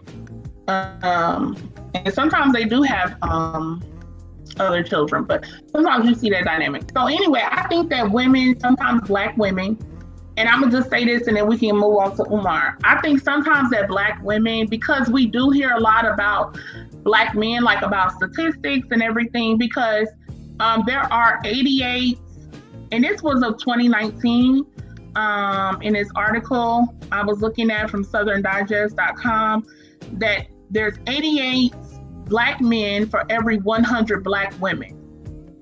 Okay, and they're comparing this to the ratio of white men to white women, which is 97 white men to every 100 white women.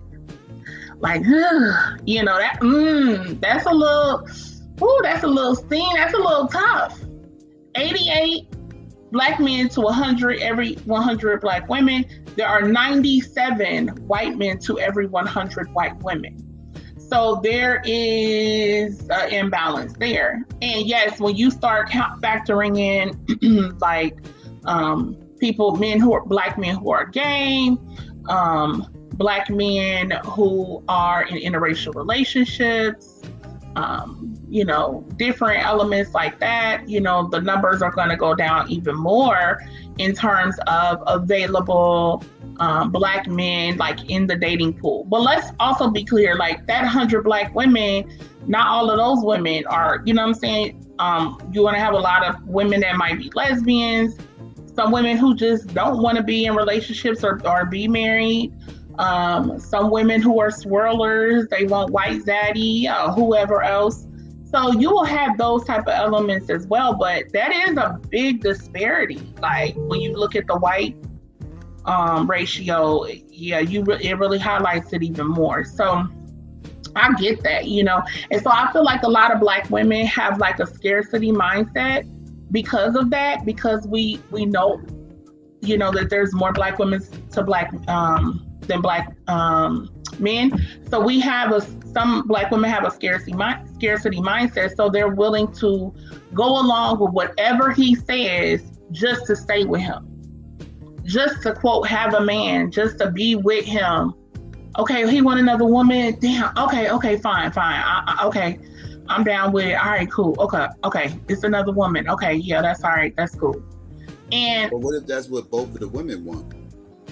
If that's what both of the women want, then that's what's up. You know what I'm saying? I'm not necessarily speaking to that. You know, I'm more so speaking to like. No, because I'm just my bad. I didn't mean to cut you, but I was just saying because it's a dynamic out here where if you see a lot of women talking about this stuff now, like you hear situations where a lot of sisters will approach a couple about this, right? Like if the couple seems like they're willing or whatever, and they have these conversations or whatever, another sister will, kind of, invite herself into their relationship or whatever, to see if they respond, they reciprocate or whatever. And it's not always, because I know a lot of times it comes across like the brothers are out here just stalking all the sisters, trying to convince them to all get into these polygamous relationships, and that might have been the case at one point in time, but in today's times, women are looking at this stuff different than they did, maybe 40, 50 years ago. I can agree with that. Yeah. But also, I do want to tell you this though. Sometimes women make choices on things because they think that's what the man is gonna want anyway. And so they will act like they're cool with it, and they will even introduce it to him. And that's like in a means of like trying to like get him before he gets to you, kind of, if that makes sense. Like they'll already out the gate try to come with the, oh well, I'm cool, I'm down with, so they'll do that to try to keep him already. Like she may not really want that, but she may know like it may be hard to keep him, or he have a wandering eye, or he's probably cheating or something like that. So let me just go ahead and say I'm down with this, and maybe that will keep him with me. Maybe that will keep things going. So I think some women do that too. But the thing about it is also, because a lot of women, I feel like they do this because they also feel like it'll keep him from cheating. So, well, I know that he's with, and recently we saw with the whole young Pharaoh thing, right? They were supposed to be practicing polygyny or whatever. And the golden beauty came out and she was like, yeah, he was cheating. Oh, but you're in a polygynous relationship. So how can somebody cheat in a polygynous relationship? Well, being with somebody. Right. They have it's different agreements. Like being Black just said something that's true. Most one of the rules is supposed to be this: the wife is supposed to pick the sister, right? And then there's other rules once they decide to get into these relationship. Whatever rules these rules can be they flexible depending on whatever the agreement is, right? Like Kevin Wesley had the agreement that he was going to spend separate days with each wife and everything else. So they come into this stuff and they have agreements that they're supposed to stick to. Right. And when you violate that agreement, then yeah, you're cheating. You know what I'm saying? And I think some women feel like that too. Like, oh, he ain't gonna cheat if I let him be with this other woman too. Nah, that man can have 4, 5, 6 different women and still go down the street to the store and be like, damn, she bad. Hey, what's up? How you doing? Da-da-da. And pick up somebody else and still holler at another woman. Like, you would think, I guess that's how women think. It's like, okay, I'm gonna just give him what he wants, and then he ain't gonna, he ain't gonna do nothing else. Nah, sweetie, if he wanna be with another woman besides the 2 or 3 he already got, then yeah, he gonna see somebody else, because there's plenty of beautiful, attractive women in the world. So if he's that type of person with a wandering eye who does certain things, having these so-called wives is not going to keep him from doing that. Because when a man already got one wife he's married to, he'll cheat. Not all men, I'm saying men who do that. He can be married with a wife already, legally, with a ring, with a family and all that. And if he see a woman that he might say what's up and she down for whatever's up. Hey, he'll get it popping. And yeah, he's married. So like that don't keep a man from cheating because he's got multiple women to deal with. And I just feel like, and I'm gonna say this for real so we can move on, because women are emotional as men know. So my thing is, when you're dividing up time, what if a woman is going through a particular crisis, a particular situation, and she needs support from her man, right? She needs support from her man at that time. But guess what? It's her man's other day with his other woman. It's her man can't be with her right now because guess what? On the schedule, he over here with his other wife, quote unquote. Like life does not happen in some scheduled sequence. That's why that whole thing that Kevin Wesley was talking about on Monday and Tuesday, we do this and that on Wednesday, that's a bunch of bull. Because life does not work like that. You can make all kind of schedules and plans for this and that, and some will totally come in and throw everything off. So how is it that you're making sure? That sounds good on paper. That sounds good just reading it. That sounds good saying it, but in theory, in real life, no. No, things don't work like that. So if it's a particular situation and the woman's like, damn, my husband, I need my husband. Oh, that's right. He's with his other wife. He can't come right now. Oh, he can't. Damn, well, this happened. I need him right now. The wife got to go and she has some kind of surgery or she's sick or whatever. What if she's sick during the time the other woman is her time? When is that time going to get back? Y'all gonna double up weeks, but then this happened and that happened. So it's kind of ridiculous to act like you can make some relationship schedule. I mean, it's hard enough to do that with one person, making sure y'all have a date night, making sure y'all still doing things together, spending quality time. It's hard enough to do that with one person, okay? But you doing that between three people trying to make that work? You doing that with two different women? Yeah, come on, people not being real about it.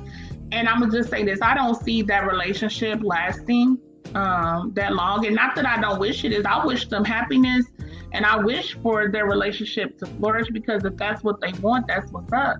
But just like I said, in terms of like how I was hearing him talk, and he gotta be a friend to both of them when they are around each other and stuff like that, almost kind of seemingly like walking on eggshells, if you will. And women are jealous, just like men are jealous. Because let me tell you something, ladies, men are not doing brother husbands. Black men, I don't see black men. You might find some fringe black men, but in general, black men ain't gonna do no brother husbands, okay? Like, they trying to be the only thing, it ain't going down like that. Okay, well, see, you keep going down. I'm trying to get to Umar. You keep going down rabbit hole. What? You just don't want to. You don't want to address that. Keep it up. The brother husband thing's an oxymoron. And why the brother husband thing's an oxymoron? For the same reasons we just discussed earlier. The numbers game. It's more women than it is men. So if these women start getting they already complaining it's not enough for only one husband. How are they going to manage to get two? Well, again, different people make different relationship choices. It could be situations where I'm not saying all black women. Not who will be agreeing with it, not who will agree with it. I'm saying just off the numbers that don't line up. Okay, but I'm not saying all black women doing it, but I'm saying some black women having brother husbands, just like you got some black men who are having quote unquote sister wives. You got dudes out here. I the entirety of the population. You got some cucks out here that might be down with that crap. I mean, hey, that's on them. The vast majority of dudes ain't doing that crap though. The vast majority of dudes ain't go talk. So, I'm just saying. Yeah, I mean, you know what I'm saying? What's good on that? If you get some alpha female that can pull that off and get some dusty you trying to Omega. You get some dusty Omega cups that'll be cool with being brother husbands, then hey, go for what you know. I mean, you know, hey, but good luck. These ain't gonna be alphas you're gonna have though. I promise you that.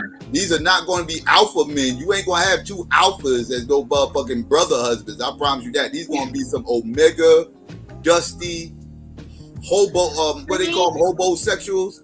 Some Madden King.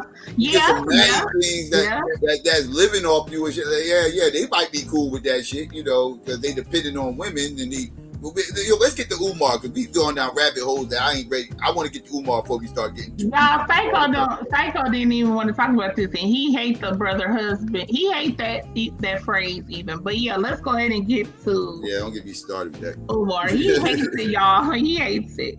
But yeah. All right, y'all. You ready? So, Psycho's gonna play. Yeah, he's just gonna roll the tape, y'all. We'll get into it. We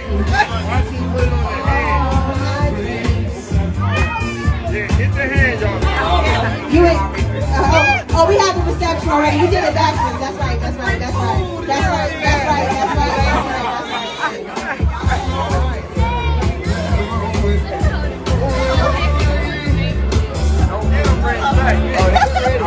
Okay, Dr. Umar. Oh, wow. Yes. All right, so I now pronounce you King and Queen, men and wives. You may hug and kiss the bride.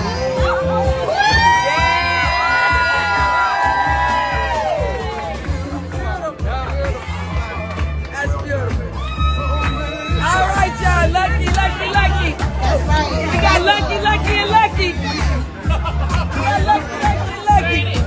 That's beautiful. Y'all give it up.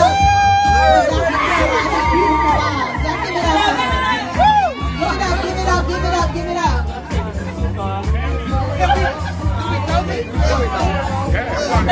We're gonna throw these. Oh, wait, I got it. Alright, so who's bringing out the glasses? Right here.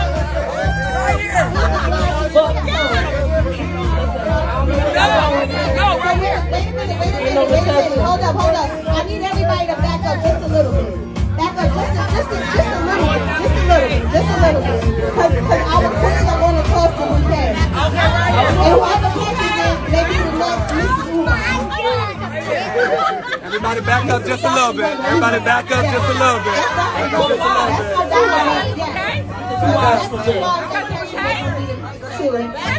That's right. Got two chances. All right. Black love, y'all. Black love.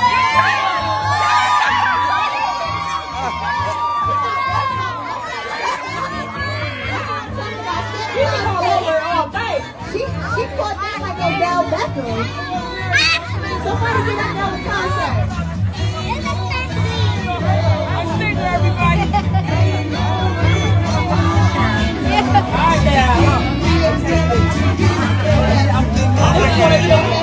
So they're doing their toast. All right. Toasting to love. In the FDMG Academy, let's toast. Family festival. Having a good time tonight. I hope y'all get home safe. Yes. We thank y'all for coming out tonight. Yes. Again, my name is Tikwa. It was a pleasure being with you. Y'all give it up for my co-host, Davina. Give it up. Give it up for Tikwa.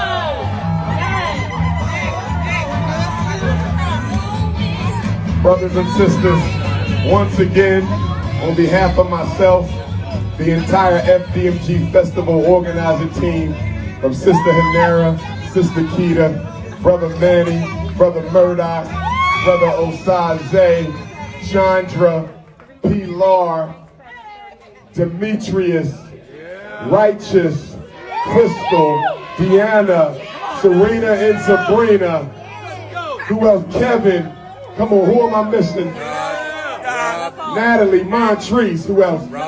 Rob, Brother Rob, Chi-Town. Who else? Oh my goodness, Nicole. Turn that up, Thomas. Turn that up. Don't forget to say you say you will. Say you will.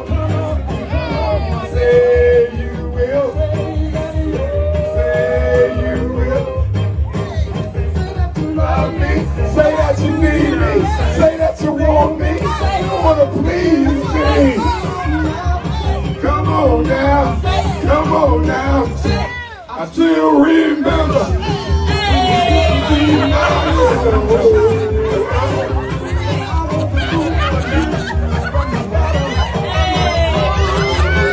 White ancestors, I ain't got no river. I got white people in my family, I ain't got no river. I only slow drive. This is what we gonna do. Anybody wanna come take a picture with the brides and groom? We can do a straight line and get the pictures if you wanna come take a picture with us. Yeah, sure.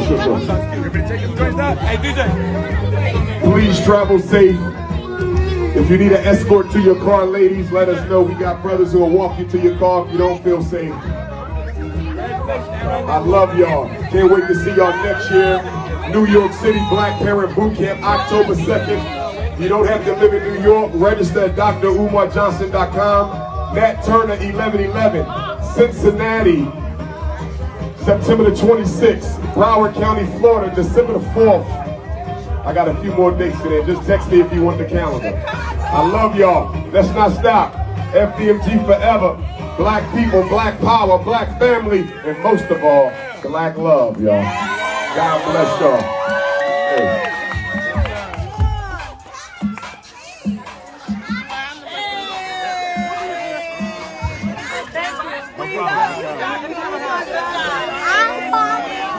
All right. I got you, Doc. We go down to the red, black, and green door. If anybody want to take their final pictures, we're going to do it on this side of the street. Red, black, and green door. Murdoch, Osazi, you out, T? No, congratulations. Oh, thank you. Proud of you, bro. Congratulations. Let me end the Murdoch. 33 years. Oh man, we went to middle school together. We gotta get a quick one, right? Come on down to the RBG. Doc, you rocking that suit. Oh man. Thank you, family. Thank you, FDMG was a success. Thanks for all the love. I finally got married, so I don't want to hear nothing. I'm married now. I don't want to hear nothing. I'm married now. Yes, sir. I'm married now. Two queens. Chocolate queens. Don't get mad because they was African vanilla. Relax. I enjoyed it. This was a stunning success. Thank God. Thank the ancestors. I even shed a tear today. Tried to hold it back. All y'all who...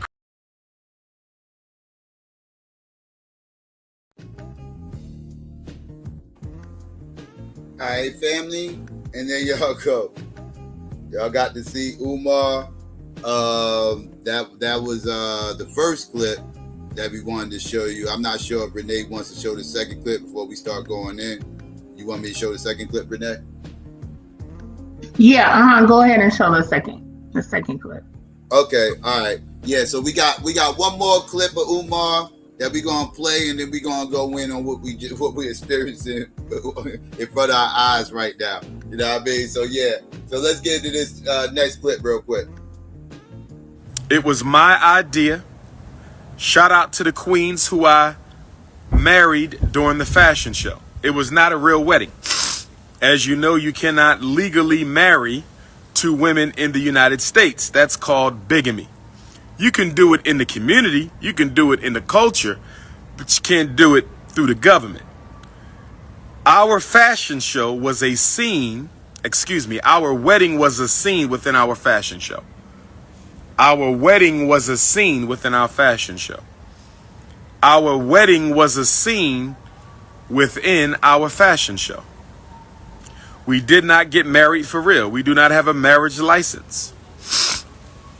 I wouldn't mind marrying either queen. Both of them were beautiful. And I heard that some of y'all introduced the light skin supremacy versus the dark skin supremacy. I heard some of y'all introduce the light skin supremacy versus the dark skin supremacy. I heard some of y'all started talking about how they was both light skinned. Well, to that I say, the hell with you. I am a Pan-Africanist. African is African, whether you're super light or super dark. African is African, whether your hair is super straight or super nappy. So I'm not going to give any energy into the black skin supremacists who took an issue with the skin tone of my two brides in the fashion show. Light-skinned women are no less valuable than dark-skinned women, and dark-skinned women are no less valuable than light-skinned women. So let me just say that. Let me just say that. Would I have had two different shades? I would have. I would have balanced it out. If I'm going to have African vanilla, I would have had some hot fudge. You understand? If I'm going to have African pina colada, I could have had some hot cinnamon or some sweet brown sugar. I would have balanced it out, but that was not my decision to make. That was left to the coordinator of the fashion show. That was not my decision to make. That was left to the coordinator of the fashion show. I did not know who I was marrying until the scene arrived, but I was very pleased. I was very, very pleased with the two beautiful sisters who humbly agreed to be with me in the fashion show, brothers and sisters. My HVAC is here. I got to hit y'all up later. My HVAC is here. I got to hit y'all up later. We're going to finish this conversation because we got to kill this light skin supremacy and this dark skin supremacy. We got to kill that. We don't practice that here. This is a Pan-African campus. This is a Pan-African institution. We don't play them games.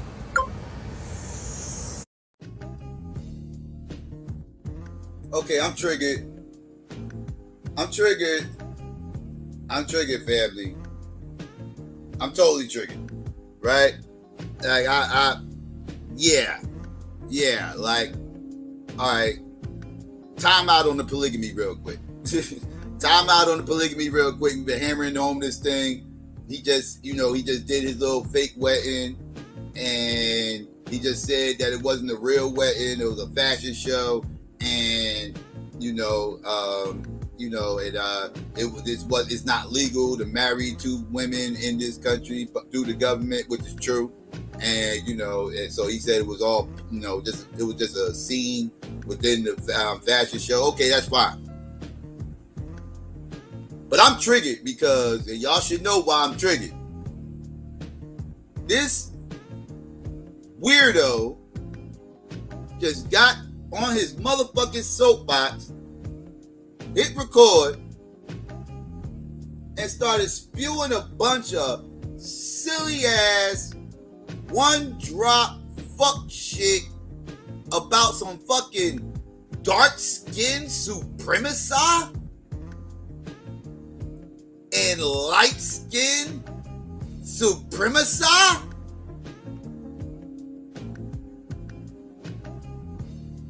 You see, you one droppers with y'all fuck shit that y'all be talking, y'all motherfuckers make me lose my motherfucking shit, and it's the reason why I go so hard on you motherfuckers, because y'all say stupid, dumb ass shit like that. What supremacy does dark-skinned motherfuckers have over motherfucking light-skinned people? You tell me, motherfucker. You tell me. And what the fuck is light-skinned privilege? Excuse me, you ain't even say light-skinned privilege. You said light-skinned supremacy. Was what you was trying to say was light-skinned privilege. That's what you was trying to say, but didn't want to say because you don't want to acknowledge light-skinned privilege. So you diminish it by calling it supremacy.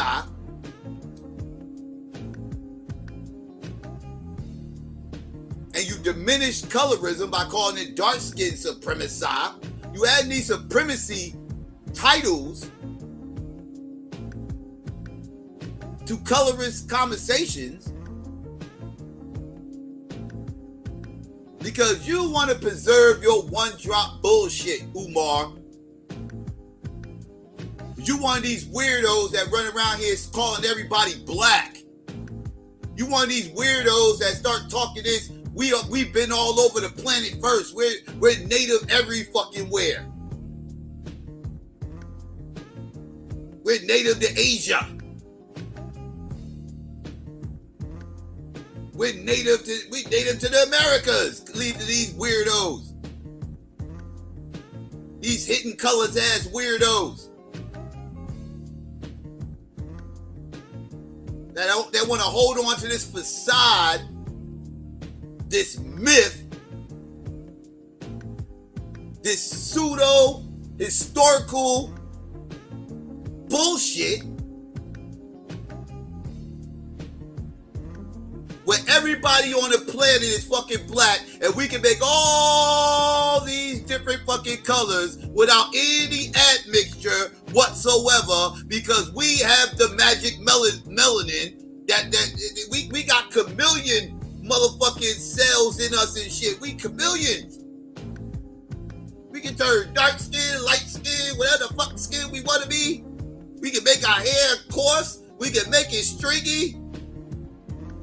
We're chameleons. Everybody's black.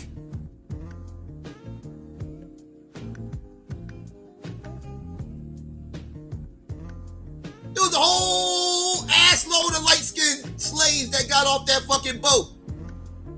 There was an ass load of them. Hell, the trick took 5 years. He was born on the boat.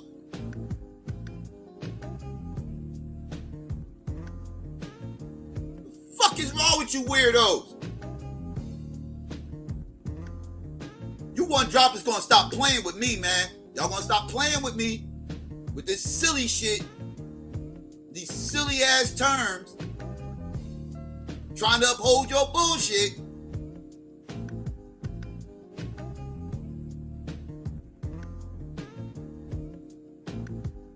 I wouldn't even said nothing about all that shit until he started talking this light skin and dark skin supremacy shit. I wasn't even gonna go there about the sisters being light skinned. I wasn't even gonna go there until I heard that nonsense.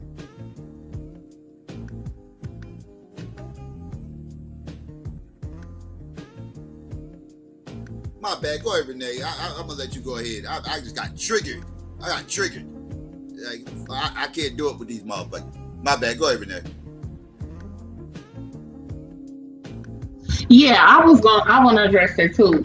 But we can kind of tie up the polygamy conversation. I want to hit on a few more things and address that. But with Umar, so Umar is a cloud chaser for sure, but he's been doing this thing for a little while now where he's been talking about he's accepting applications for wives. He's been talking about how, you know, he has to have multiple wives and he will have multiple wives, multiple women. Honestly, I think that stuff was real. Not a real, of course it wasn't a real marriage, but I think those are probably women that he's involved with in some type of way. But yeah, that was so clout chasing, to make a word. Like, I mean, what? Because that, you know, that little clip was going viral and whatnot all around social media. And it's just more of, you know, this promotion of the polygamist thing in terms of so-called hotep people, so-called conscious people, so-called this, that, and the other. You know, here is this man who clearly couldn't have one successful relationship with a woman, but yet he's supposed to be in a relationship with two women, but you couldn't have a successful relationship with one. Like, really? And this is what you promoting out here? Like, that was a hot ass mess. Like, you doing that in the community, it was just crazy. But, you know, it's just an example of what we have going on, and that people think that this is somehow the answer. You know, they think it's the answer to Black male and female relationships and a lot of, you know, struggle or strife that may be going on between us. And, you know, you got a lot of things going on. And of course, we know what white supremacy has done to disrupt us in general, and most definitely our relationships with each other. So there's a lot of issues there with that. But yeah, people like Umar think that having multiple women is the answer. That is the way for Black relationships. That is the way for Black families. And these are some of the people that are leading this conversation, and that's unfortunate. People like Polite, these are some of the people that are leading this conversation. I mean, we see when we look at Polite how he essentially looked like he pimped out his wives. You know, he have them out here looking like hoes, excuse me for saying that. And I'm not even the one who like criticizes what a woman wears like that.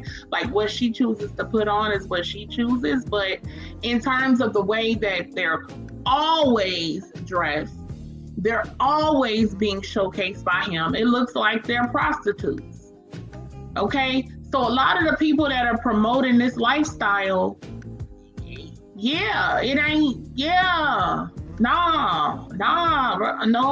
like it's not looking right. It's not looking healthy. It's not looking like this is what Black folks should be doing. Yet you hear about this stuff more and more and more and more. So I'm just saying, like, you know, people choose to do whatever is comfortable for you, whatever you feel will make you happy and all that good stuff, right? As long as it's the right thing, you ain't doing nothing that's, you know, but do you, boo. However, is this, in my opinion, an answer for the Black community? In my opinion, no, it is not. It is not an answer. A lot of people will try to say, well, I remember having this conversation with somebody years ago. One of the women who was known for scamming some years ago. It was me and her against two people, I won't say, but it was me and her against two people who were promoting this lifestyle. This woman, you know, is a biracial woman that got caught up in some stuff, but anywho. And I can remember during that conversation that the guys were saying, well, we already got a polygyny in the Black community. It's already going on with baby mamas and baby daddies and this and that. No, it's not. No, it's not. It's not the same thing. That does not make it polygynous because those relationships are in turmoil. Let's keep that a buck. Oftentimes, you know, people did not agree to the circumstances of their partner being with somebody else. And they find out and it's a problem and it's a fight and it's a battle and it's a breakup and it's a problem and it's my baby mama, so I can go back and sleep with her whenever, and the baby mama sleep with the baby daddy whenever, but then they supposed to be with other people. So yeah, it's not, no, we don't have polygyny. And no, because these people are not married. And in terms of being a wife, like to me, that constitutes like a real commitment, number one, and that also constitutes a further connection in terms of finances and other things like that. That's just the reality of it. And again, a lot of people try to reference Africa, and I'm about to get on Umar. A lot of people try to reference Africa in terms of, well, many African cultures, many African societies practice polygyny, but also they have laws, right? First of all, they have a society that supports that. Okay, it's part of the culture in a lot of these places. And number two, they have laws that also affirm that a man can only have as many wives as he can afford. And see, people miss that point. And that was one of the reasons I asked one of the Hebrew Israelites back in the day, well, ain't that pimping? Because all of the women were working. They were working full-time jobs, bringing in money, supporting the children. And then that man could go from house to house, from apartment to apartment, from place to place. And it's like, okay, so what are you contributing besides D and attention for the day you here? That is one of the points that a lot of people that are pro polygamy make. Resources, right? They say, which is true, numbers wise, which is true. You can bring in more resources to the home if you have an extra set of hands around or whatever, so I get that argument and everything else. And again, if that's what works for people, if they think That's what's best. Again, I'm not here to judge anybody. I don't want nobody to feel like I'm out here judging people or nothing. Whatever works for them. You know, I understand the pro polygamy arguments. You know, like the resources and you know, the numbers game and everything else. I get it. And I understand. And you know, and these are fair points. My bad. Go ahead. No, I had a question for you on the resources thing, right? So all the women are working and contributing, right? Can I ask you, what is the benefit for women in polygynous relationships? Well, if the man's not working, then I would say that's more pimping. At that point, I would agree with you a bit, pimping. But if all three are working, but somebody would have to be home though, right? When somebody had to be home, if his kids involved, but not really because you have babysitters, so you got daycare and all that. So I mean, all three of them could be working. That's what I would assume would be happening if it's a resource type thing. If they're doing it for resources, I can assume that. But I always was also told to go against the push back a little bit against the resources thing. I was always told that you was not allowed to have more wives than you could afford. Right. That's what I was always told.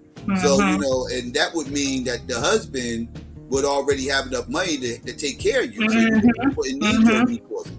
Exactly. That was my understanding as far as like, now, I don't think that's with every polygamous relationship, but I thought that was kind of like almost universal. Yeah. It's just this bastardized version. I'm going to just keep it a buck. Some of these bastardized so-called based off the Bible. Listen, I ain't gonna go in there because I ain't trying to do whatever. But people done bastardize the practice, but trying to reference Africans, right? But again, they have rules. Like, yeah, you got to be able to support these women and these children. Like, yeah, like you can't just get with somebody on the premise of her working and bringing in money. Like, because at the end of the day, because that's the whole point, right? Is that the man is going out, he is securing the bag. He's going out, he's making money to provide for the family, and the women are providing the home life. They are cooking, they are cleaning, they are birthing children to his legacy. They are there when he gets there to comfort him, support him, have sex with him, all of those sorts of things, while he is out bringing the income to the home. So like, but the way that a lot of people want it set up now in America, you know what I'm saying, in our community, is that they want the women to be working full-time jobs, bringing in the money, taking the babies to daycare and other stuff like that. Not all, let me say not all, but a lot of them doing that. And then the man, just like I said, can go from house to house and place to place when he feel like it. And the women is kicking in the money. The women is paying rent to these houses and these apartments and stuff like that. And if he got some money, he may kick it in there too. But essentially, they're still full-time working, bringing home money and still providing. So it's like, what is the benefit for the woman in a polygynous relationship in America? That would be my question. Like, what is her benefit? Because we know his benefit, right? You have more women to get it popping with. You have more women to cook and clean and do domestic duties so that you can be at home. You got typically this is what happened, right? You have a home cooked meal every day. You know what I'm saying? They probably packing your lunch and doing this and that for you, washing your clothes, washing your damn dirty drawers, you know what I'm saying? Making the bed, doing this, doing that. So you come home to a clean house. They also tending to your children. So the children ain't quote unquote bothering you as much because they helping the children with their homework. They getting the children their baths. They doing the hair. They getting the children's outfits and stuff ready for school tomorrow. And they're doing a lot of all of these duties. So the man, you know what I'm saying, he's chilling. You know, he can come to his man cave. He can go into his man cave or whatever. And then at night he can get it popping with who he want to get it popping with. So what is the benefit for the woman? Because you are sharing this man. Men already, let me say this, in general, men already tune women out, right? Like, men already tune women out. Like, you can be telling a man, like, what happened to you at work and what went down, and you're like, oh my gosh, this and that, whatever. And you know women love to talk about, like, oh my gosh, this happened to me today, and blah, blah, blah. And men will be like, They done tuned you out, honey. They over here thinking about something else. They over here like, damn, I'm about to watch this game. I'm about to do this or whatever. And they're like, You know what I'm saying? And so you're already like, with a man as is, a one man, one woman, you're like, hey, this, that, and the other. So imagine now you got to share that man. Like, what is the woman getting? But let me say this though. For some women, that may be what they want. Because some women don't want a full-time man. Some women don't want a full-time man. They want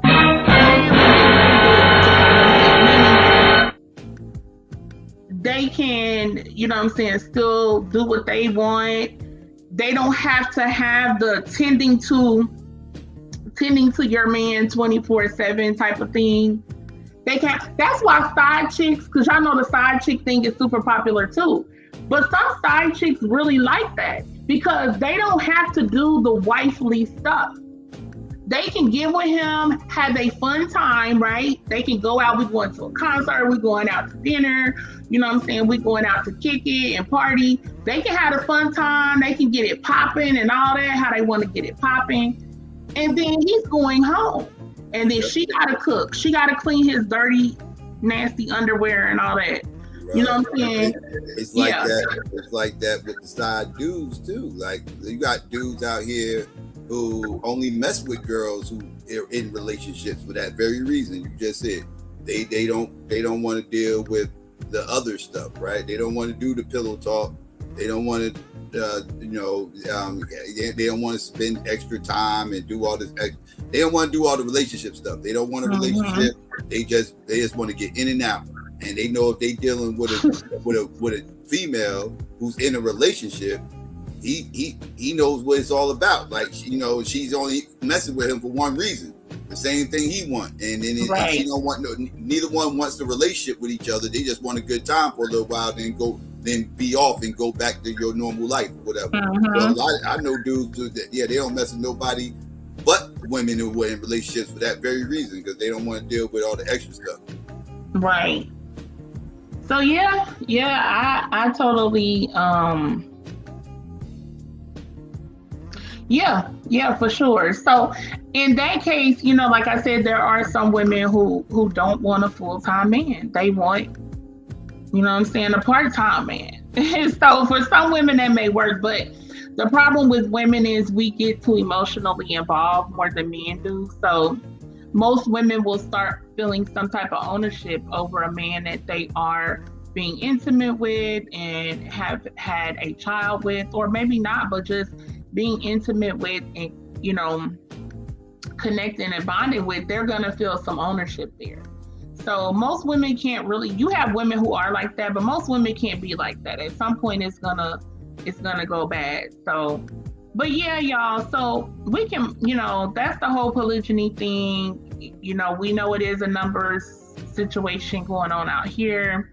People make the argument that monogamous, that men particularly are not supposed to be monogamous. I think it's something like 10% of mammals.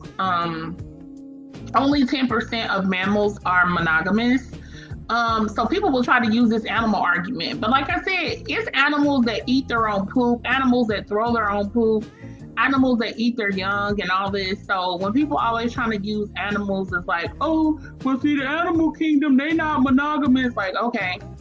And then people be like, well, men can impregnate more, you know what I'm saying, multitudes of women at a time. So that somehow signifies, you know. And I think, yeah, go ahead, Psycho. No, go ahead. You finish up.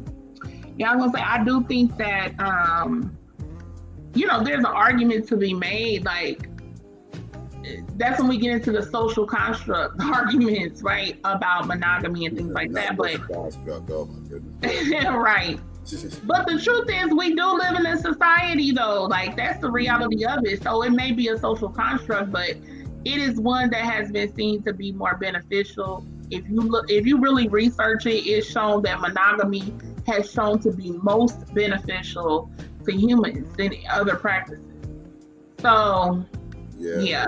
And me and Renee had debated so many times. We had debated on who's the better side person, right? The side chicks or the side dudes, right? Who hold their position better? I've always held the position that side dudes hold their positions better because side chicks, they tend to start catching feelings after a while, and they will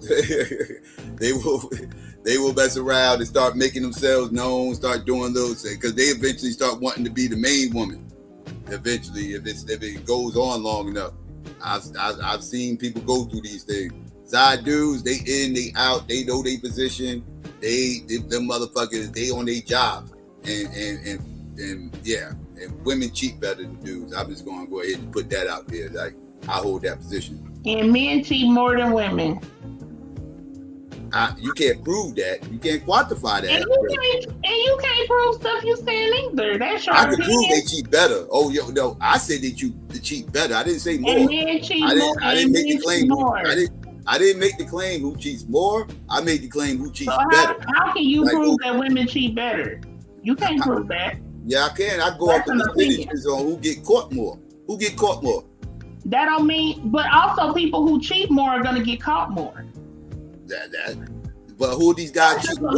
That's just a law of averages. That's just a law of averages. Well, see, and that's the whole thing about that's when we got to get into the numbers game because these guys are cheating with somebody. They ain't cheating with dudes. Well, at least majority of them. I had to clean that up. Because you got some situations in 2021. You got some situations going on. So I had to clean that up a little bit. Majority of dudes ain't cheating with dudes. They cheating with somebody. You know what I mean? But they also are cheating with single women, Psycho. There's more single women than men. So they're cheating. A lot of men cheat with single women.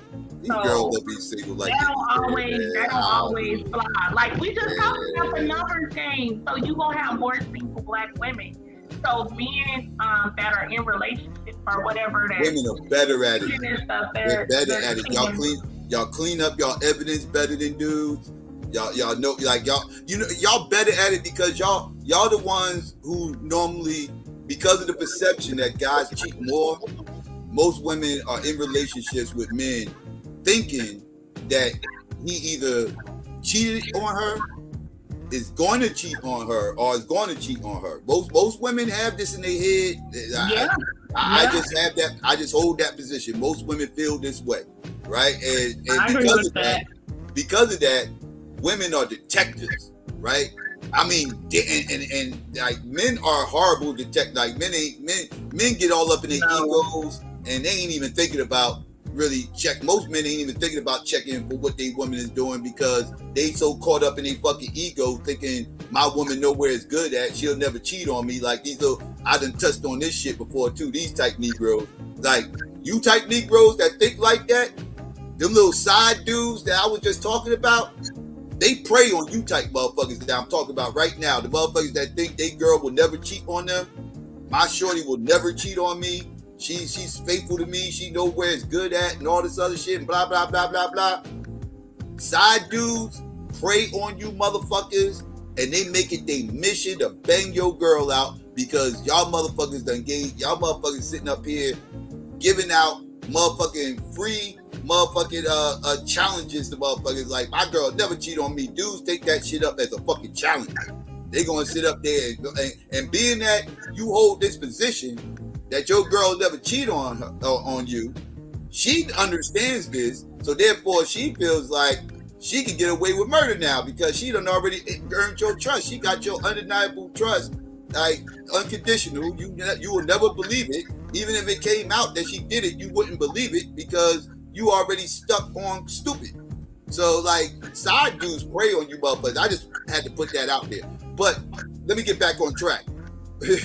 Women are very good detectives. They are master detectives because of this perception of men always cheating. They know what to look for, certain signs. Like they start looking for shit that ain't even there, and it's like you know, fuck checking phones and emails and all types of shit, right? Now because they know what to look for to see whether or not their man is cheating, they also know how to cover up their fucking tracks.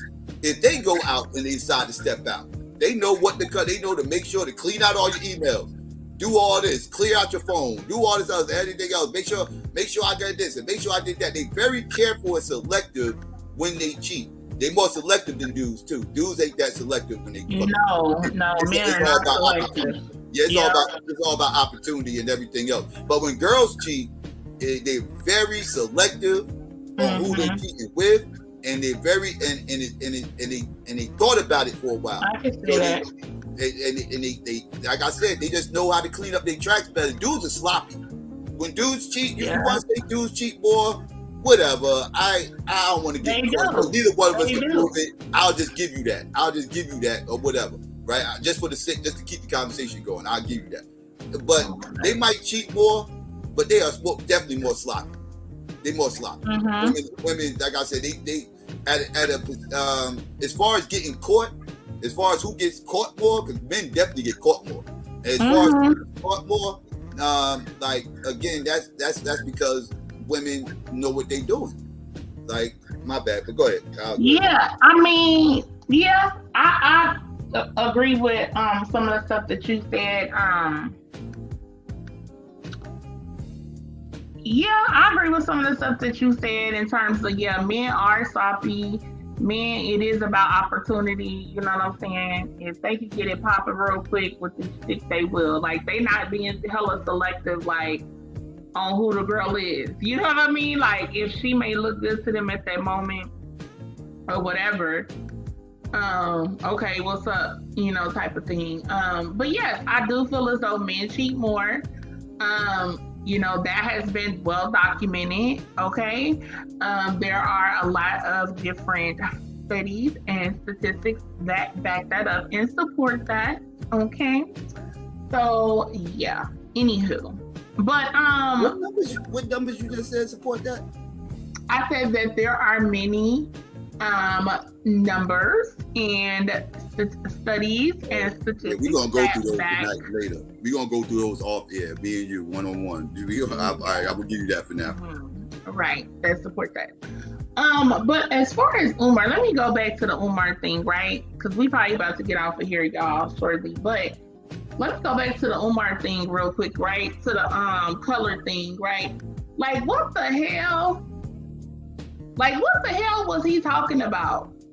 Like, Psycho said the light skin supremacy, dark skin supremacy thing. Like, I don't, like, when and where is there dark skin supremacy? Like, most of the time when you hear people saying stuff like, oh, melanin, and, you know, things like that, it is to try to promote a pride. It is to try to promote a positivity attached to dark skin, okay? Because there is such a negative history, there's such a negative feeling a lot of people get when it comes to dark skin. The lighter you are in the Black community, the more recognition you get. Those are facts. That's for men and women. The lighter you are, the more desirable, the more recognition, the more people value you in the Black community overall. I'm not saying all Black people, okay?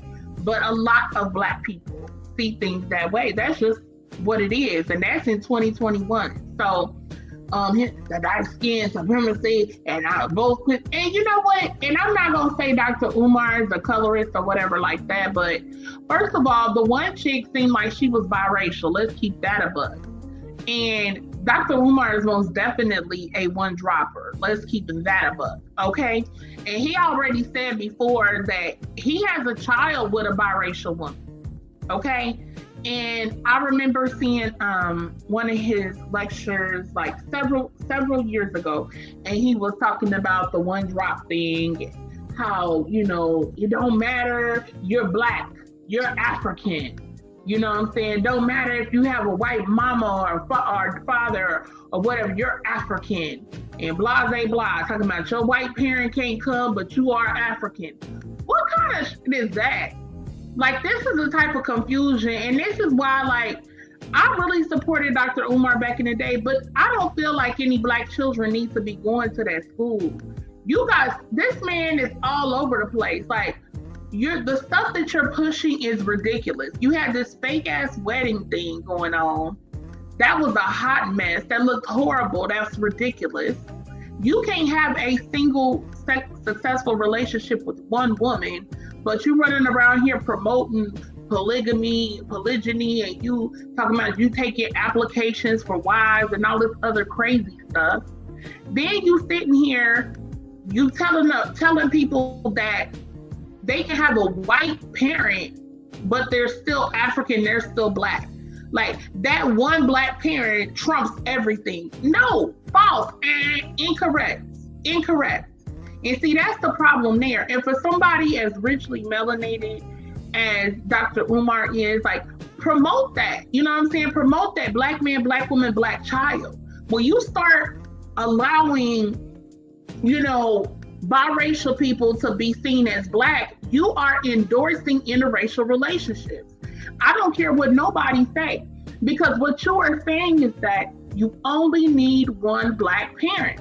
So you are equating a black man, black woman producing a black child to a black person and a white person producing a biracial child. You're saying those two things are the same. You're saying a black couple is the same as an interracial couple because they still both gonna produce a black child. That's problematic. And that's a problem teaching young black people that in this climate that we're in, where it's so much promotion of interracial relationships. You know what I'm saying? I'd rather they be polygamists, you feel me, than I'd rather them. Yeah, I'd rather polygamy than interracial any day of the week. If it comes down to polygamy or interracial, polygamy. Yeah. I'll promote that before I promote interracial any day of the week. For real, like I would promote and prefer that over the interracial thing. But cause see, what people will do is they'll take it a backhanded. Like, people don't realize that. I feel like some people don't realize that when they say biracial people are black, they don't realize that they're saying, well, interracial relationships, if you break it all down, it's okay. Like, people are saying, people don't realize they're saying that. Because you're saying, hey, your child is still black, right? You still making this white woman birthed a black child. That's what you're saying. And people will try to act like they're not saying that, but they don't realize you are saying that. Like, that's for real. Like, so people like Dr. Umar cause a lot of confusion. He does not need to have a school. He needs to sit down. The two wives thing was ridiculous. That was sad. That was pathetic. That looked a hot ass mess.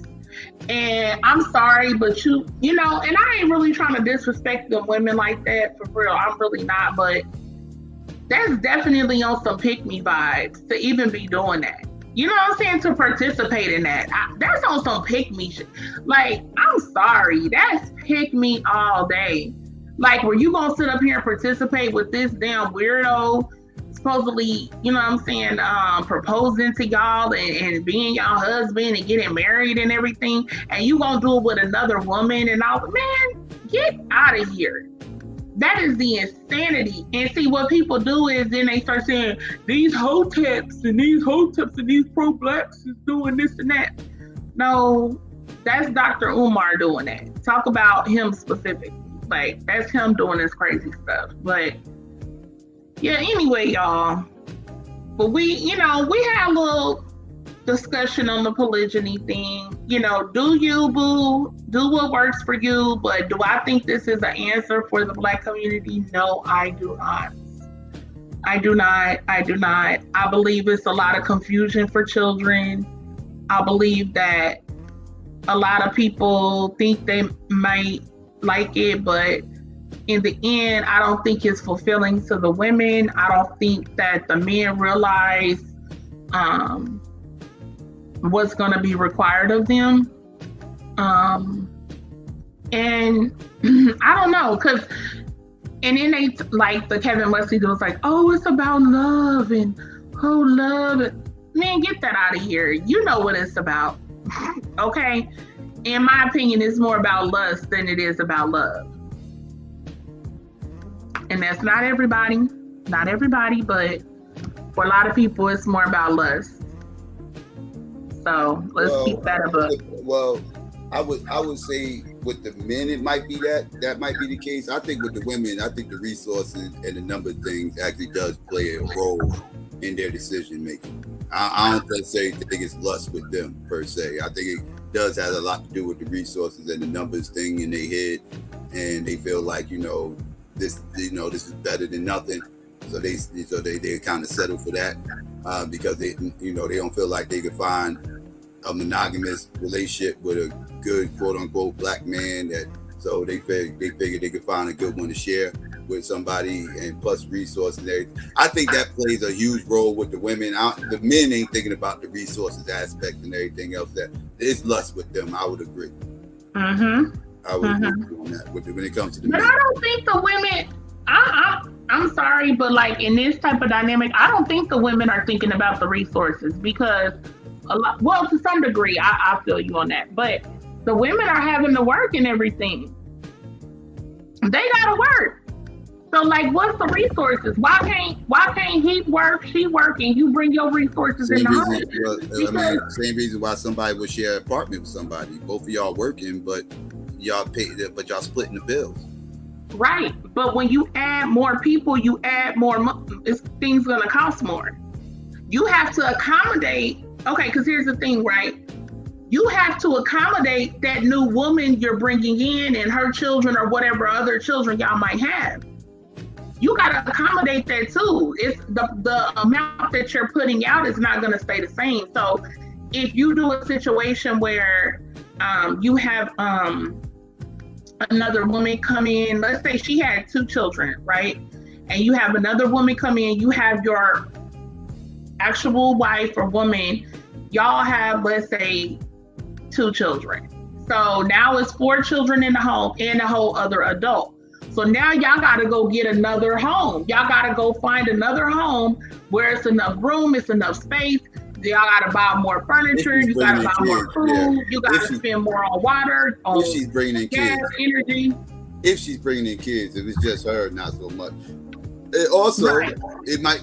I mean, it could be a situation where they both got their own place, right? Like the guy was already with his first wife, and then the new wife has her own place, right? But she's struggling on the bills. He marries her. Now he goes half with her on her bills over here, and he's splitting bills over here and everything else. Like, it's a bigger financial burden on the dude, but that new wife is actually getting financial support now that wasn't there because she married this dude.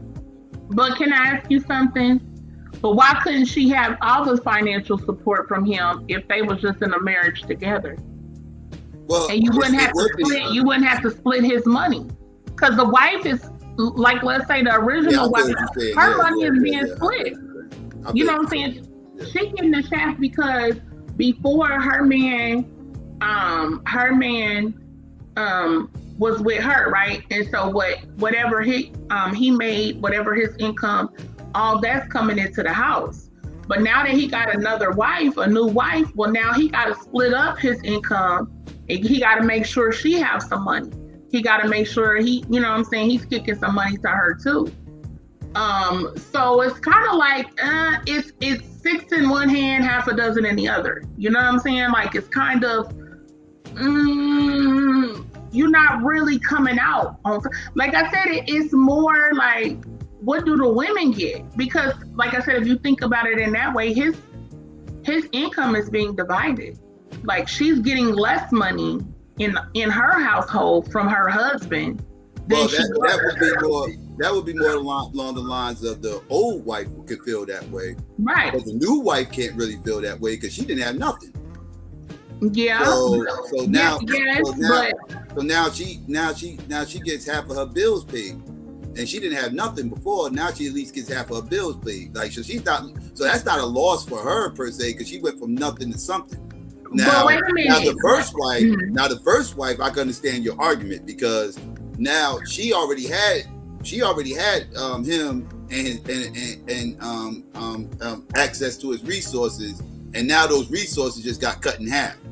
So I can understand that argument from the original wife's perspective, but not from the new wife's perspective. New wife perspective, that's a come up. Not a huge come up, but it's still a come up. But is it? Because look at it this way, right? If she had a man all her own and a husband all her own, she would not have to split his income. And she's still only getting a part and a piece of a man because he's not her full-time man. He's got to split his time up, his energy, his money, his attention, still with a whole other woman, a whole other household. So it made that half that he's helping kick into her bills, is that really worth it when you're not really getting your own man? He ain't really your man. Now see, this is where I gotta do some Kevin Samuels type shit. Oh Lord. Pause. But I have to say this because now if you're dealing with somebody who's making X amount of money, right? Let's say you're dealing with somebody who makes $250,000 a year, right? Let's say they make $250,000 a year, right? Uh-huh. Now, let's say the new wife, all her exes made less than 40, right? They made less than 40 and this, that, and the third, and they was like, let's just say they was ain't shit niggas. Let's say a couple of them was Dusties, maybe a Matt and King here and there, whatever the case may be. This has been her experiences with the men, right? Her life or whatever, right? And then all of a sudden, this guy comes around who's a millionaire, makes $250,000 a year, already got a few million saved up in the bank and this, that, and third. Now, if this new wife, if she could go find her a new man, it's her man, it's just him and everything else. But what if he is a Dusty, quote unquote? What if he's one of those motherfuckers or whatever? Like, what if he's that? And it's like, do you have this Dusty to yourself, all to yourself, and everything? Y'all have a beautiful monogamous relationship, or do you go with the guy who makes $250,000 and he already has a wife, but you still got access to these resources? Like that would be come up compared to the monogamous relationship where the guy ain't making nearly as much. Am I right? Okay. Yes, but Psycho, you are giving me some extreme example. If we're talking about, but I'm just throwing it out there because yeah. Okay, because if we're talking about the average everyday, first of all, I was looking at some with income. I think like the average Black person, like it was a significant percentage of Black people make $25,000 a year. Okay, so if we gonna keep it a buck, like we ain't talking about no big money like that. So we talking about, trying to make it and have a decent lifestyle when a lot of people are living paycheck to paycheck. So them paychecks matter. You feel me? So that's kind of a different perspective. Because of the scenario we talk about taking care of two families and everything. Right. So I couldn't shoot low and say, the guy only makes 20-something thousand and like that. Right, but we got to deal with the majority. You know what I'm saying? That's the extreme example, like the average example. You know what I'm saying? Because most Black men do not make enough money to take care of two families. That's facts. Most white men, like this working class or whatever, they don't make enough to take care of two families either. I'm saying that's just the reality of what things are economically in this country. And we already know with Black folk, we gonna get it the worst. So most black men are not in a position to provide for two households. They're just not.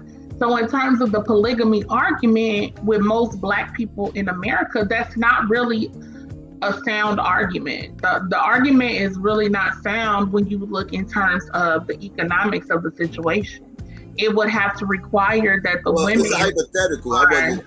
It's a hypothetical. I wasn't saying like this is the average everyday occurrence. Yeah. I'm just saying, yeah, it was a hypothetical. You know, I wasn't saying that this is how it happens and everything else. No, that's not what I'm saying. Yeah. So, you know, these situations are requiring for women to kick in.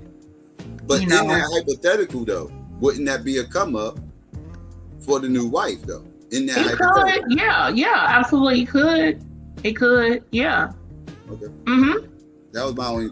Now, I'll give you that. That's not the norm, and everything else. I'm just showing. I'm just trying to give an example of how it could definitely be a come up for the new wife, or whatever. Yeah. Like I shot a little high with $250,000, but I just again I had to make it tempting, right. That and the third. But yeah, because Shaniqua up the street that's dealing with, you know what I'm saying, Raekwon, who works at Foot Locker, sweetie, they trying to split up a Foot Locker check. You feel me? Like, that's not, like, you know what I'm saying? Shaniqua got to work and the other lady got to work and trying to make it fit together while he's trying to split up his Foot Locker check between two households. Like, so it's not really feasible. You know what I'm saying? A lot of people, it's just in general. I'm saying in general, in general. Like, I ain't trying to, clown nobody or whatever like that. Do what you want to do. But I think for the community, like, as a whole, I don't think we have the economics. And I know people say, because see, here's the thing, right? You don't have to sleep with people, though, to help people to be involved with young people in your community, like as a man dealing with the young males in your community, organizing them in sports, organizing them, and building bikes and different skills and things like that. You don't have to be having sex with their mom in order to do that. You don't have to be having sex with their mom to bring some groceries to somebody, to bring some down, you know what I'm saying, some clothes or some clothing needs that the children may have and things. Like, you don't have to have sex with their mom to do that. Like, if that's what you want to do to help, like, so. Yeah, I feel that. Yeah, I mean, like I said, I couldn't personally do it, everything else, but I do understand the arguments. I understand the arguments and everything, and I don't fight against it. You don't hear me say don't do it. You don't hear me say go out there and do it, but you don't hear me say don't do it, because like, it's a personal choice. Whatever you feel like is best for you, do it, and if you can make it work, more power to you, right? Like, I can't say nothing.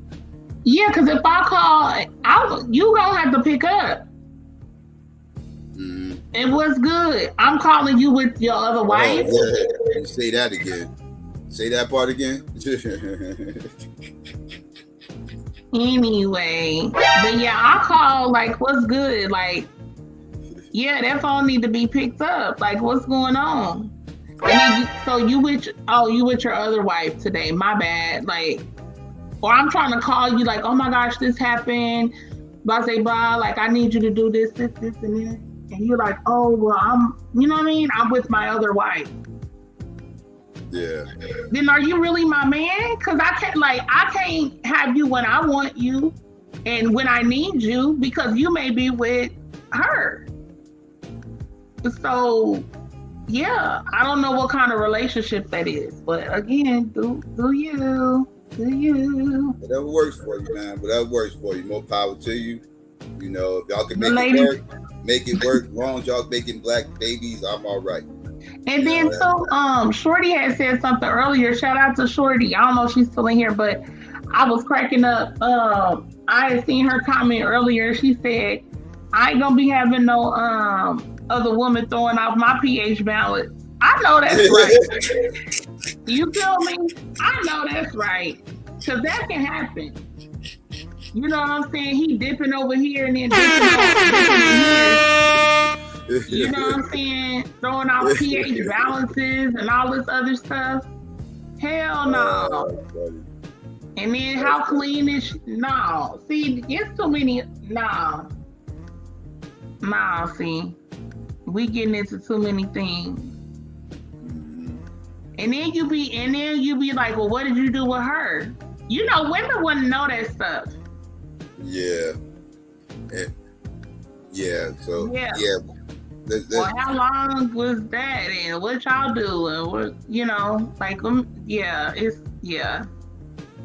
Renee scared, y'all. She running from this goddamn Monopoly game or Uno. We supposed to be kicking her ass tonight. She running. She scared. That's why she bullshitting around, y'all. She bullshitting around right now. She running from that ass whooping, but she know what it is. Anyway, do y'all know how many times I beat you on Uno? Was it 3 times? Listen, I don't want to talk about all that. You can't remember? Nah. You know my memory ain't too good. Right. Well, you remember that little fake Monopoly game, but you don't remember how many times I beat you. I kicked your ass. I told you. Listen, man. Listen, I'm from Jersey. I'm in Jersey. You ain't gonna be kicking my ass in no motherfucking Monopoly, all right? But didn't I beat you multiple times at Uno? Like, why you ain't beat your Uno though? That game be cheating, yo. That game was cheating. No, I was calling Uno. They kept giving me more motherfucking cards. And they played me too. They played me too, and I still beat you multiple times. They was playing me because I would have actually beat you more times. Let's keep that a buck. But the game was kind of playing me. So really, I would have beat you more times. So they were playing me. Garwin, really? Garwin be on some other stuff. Much love, Garwin. He's sitting there talking about, I don't know what I'm talking about. Okay. Yeah, they're trolling. Okay, Garwin. All right. But you got something you want to say before we get out of here and I kick your ass or something? No. Since you talking shit. Go ahead. Just shout out to everyone. Thank y'all for coming through. So we will be back at some point next week. I'm not sure my schedule just yet. So we'll be back though next week, you feel me? With the RBG Pill podcast. Of course, y'all know Psycho will be on in a couple of days. And I think we are definitely doing Pseudo Sunday. Yes, we're definitely doing Pseudo Sunday this Sunday, definitely. And yeah, so Garwin, you do not want to debate me, and you know it. So you need to stop. But anywho, Garwin, hit me up then. Okay, we'll do it on the debate channel. I would not want to debate you. I'm gonna keep that a buck. But anywho, yeah, so that's about it, guys. For me, y'all have a good one. Stay black, you know what I'm saying? Stay proud. And yeah, stay safe. All right. Yeah, family. Do me a favor. Family, if you haven't already, please click like, share, and subscribe. It's very important that you click like. It gets us in the algorithm. It's also important that you share. It lets people know we breathing. And it's also important that you subscribe. And after you subscribe, please don't forget to hit that notification bell. This is also very important that you hit the notification bell so you be notified whenever we do go live and you get here bright and early, be a part of the notification gang, and don't miss none of the show. You know what I mean? And yeah, to my haters out there, y'all already know what it is. It's about that time. If y'all had any issues with anything you heard today, the discussion about polygamy, Umar, Kevin, Wesley, whatever the case may be, you can express yourself now by please clicking dislike. You should still share this motherfucker. Don't be selfish. And then you might want to kindly unsubscribe. Because if you got any problems with anything you heard tonight, it's a good chance you're going to hear some more later. You know what I mean? And yeah, family, please consider becoming a Patreon. If you do, you have access to any stream I do, whether I keep it up or whether I take it down. You also have access to exclusive content that I have on there. And you also, I have no limits on my Patreon. Whatever you feel like the channel's worth, that's what you donate. Shout out to all my Patreon out there. I appreciate all y'all. All donations given does go towards the production of the show, as always. And yeah, family, please follow me on Twitter and the Gram and on Clubhouse at SYKOPATHeist, spelled the same way as the channel. Also, family, please subscribe to all our channels. This is also very important. You know, sometimes we might have to channel hop, and if we do, you want to stay on top of everything we doing and everywhere we at. So please go to the description and click on all those links and hit subscribe and that notification bell on those channels as well. And yeah, let's see. Oh yeah, family. As always, if you're looking for any graphics, artwork, designs, or logos, please consider hitting up our sister Renee at Renee Black Graphics on Facebook. Also, if you're looking for any t-shirts, hoodies, or coffee mugs, all custom designs, please consider hitting up her store as well.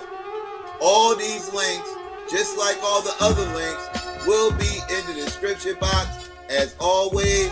And yes, family, today is Thursday, so next time I will be back will be my Wake and Bake build, Saturday at noon Eastern Standard Time. So yeah, be on the lookout for that. And let's see, yeah, family, as always, you know what I mean? I want to shout out everybody out in the live chat that came through. Shout out to all y'all. My deep peace to y'all. Y'all already know what it is. Shout out to everybody that was out in the clouds just listening and being nosy. I want to give a peace and black power to everybody out there. Holla black at your boy and your girl. We out. Battle anybody, I don't care, you die. Battle anybody, I don't care, you die. Battle anybody, I don't care, you die. Yeah. Battle any, I accept. Yep. They are fine. Yep. Let's go.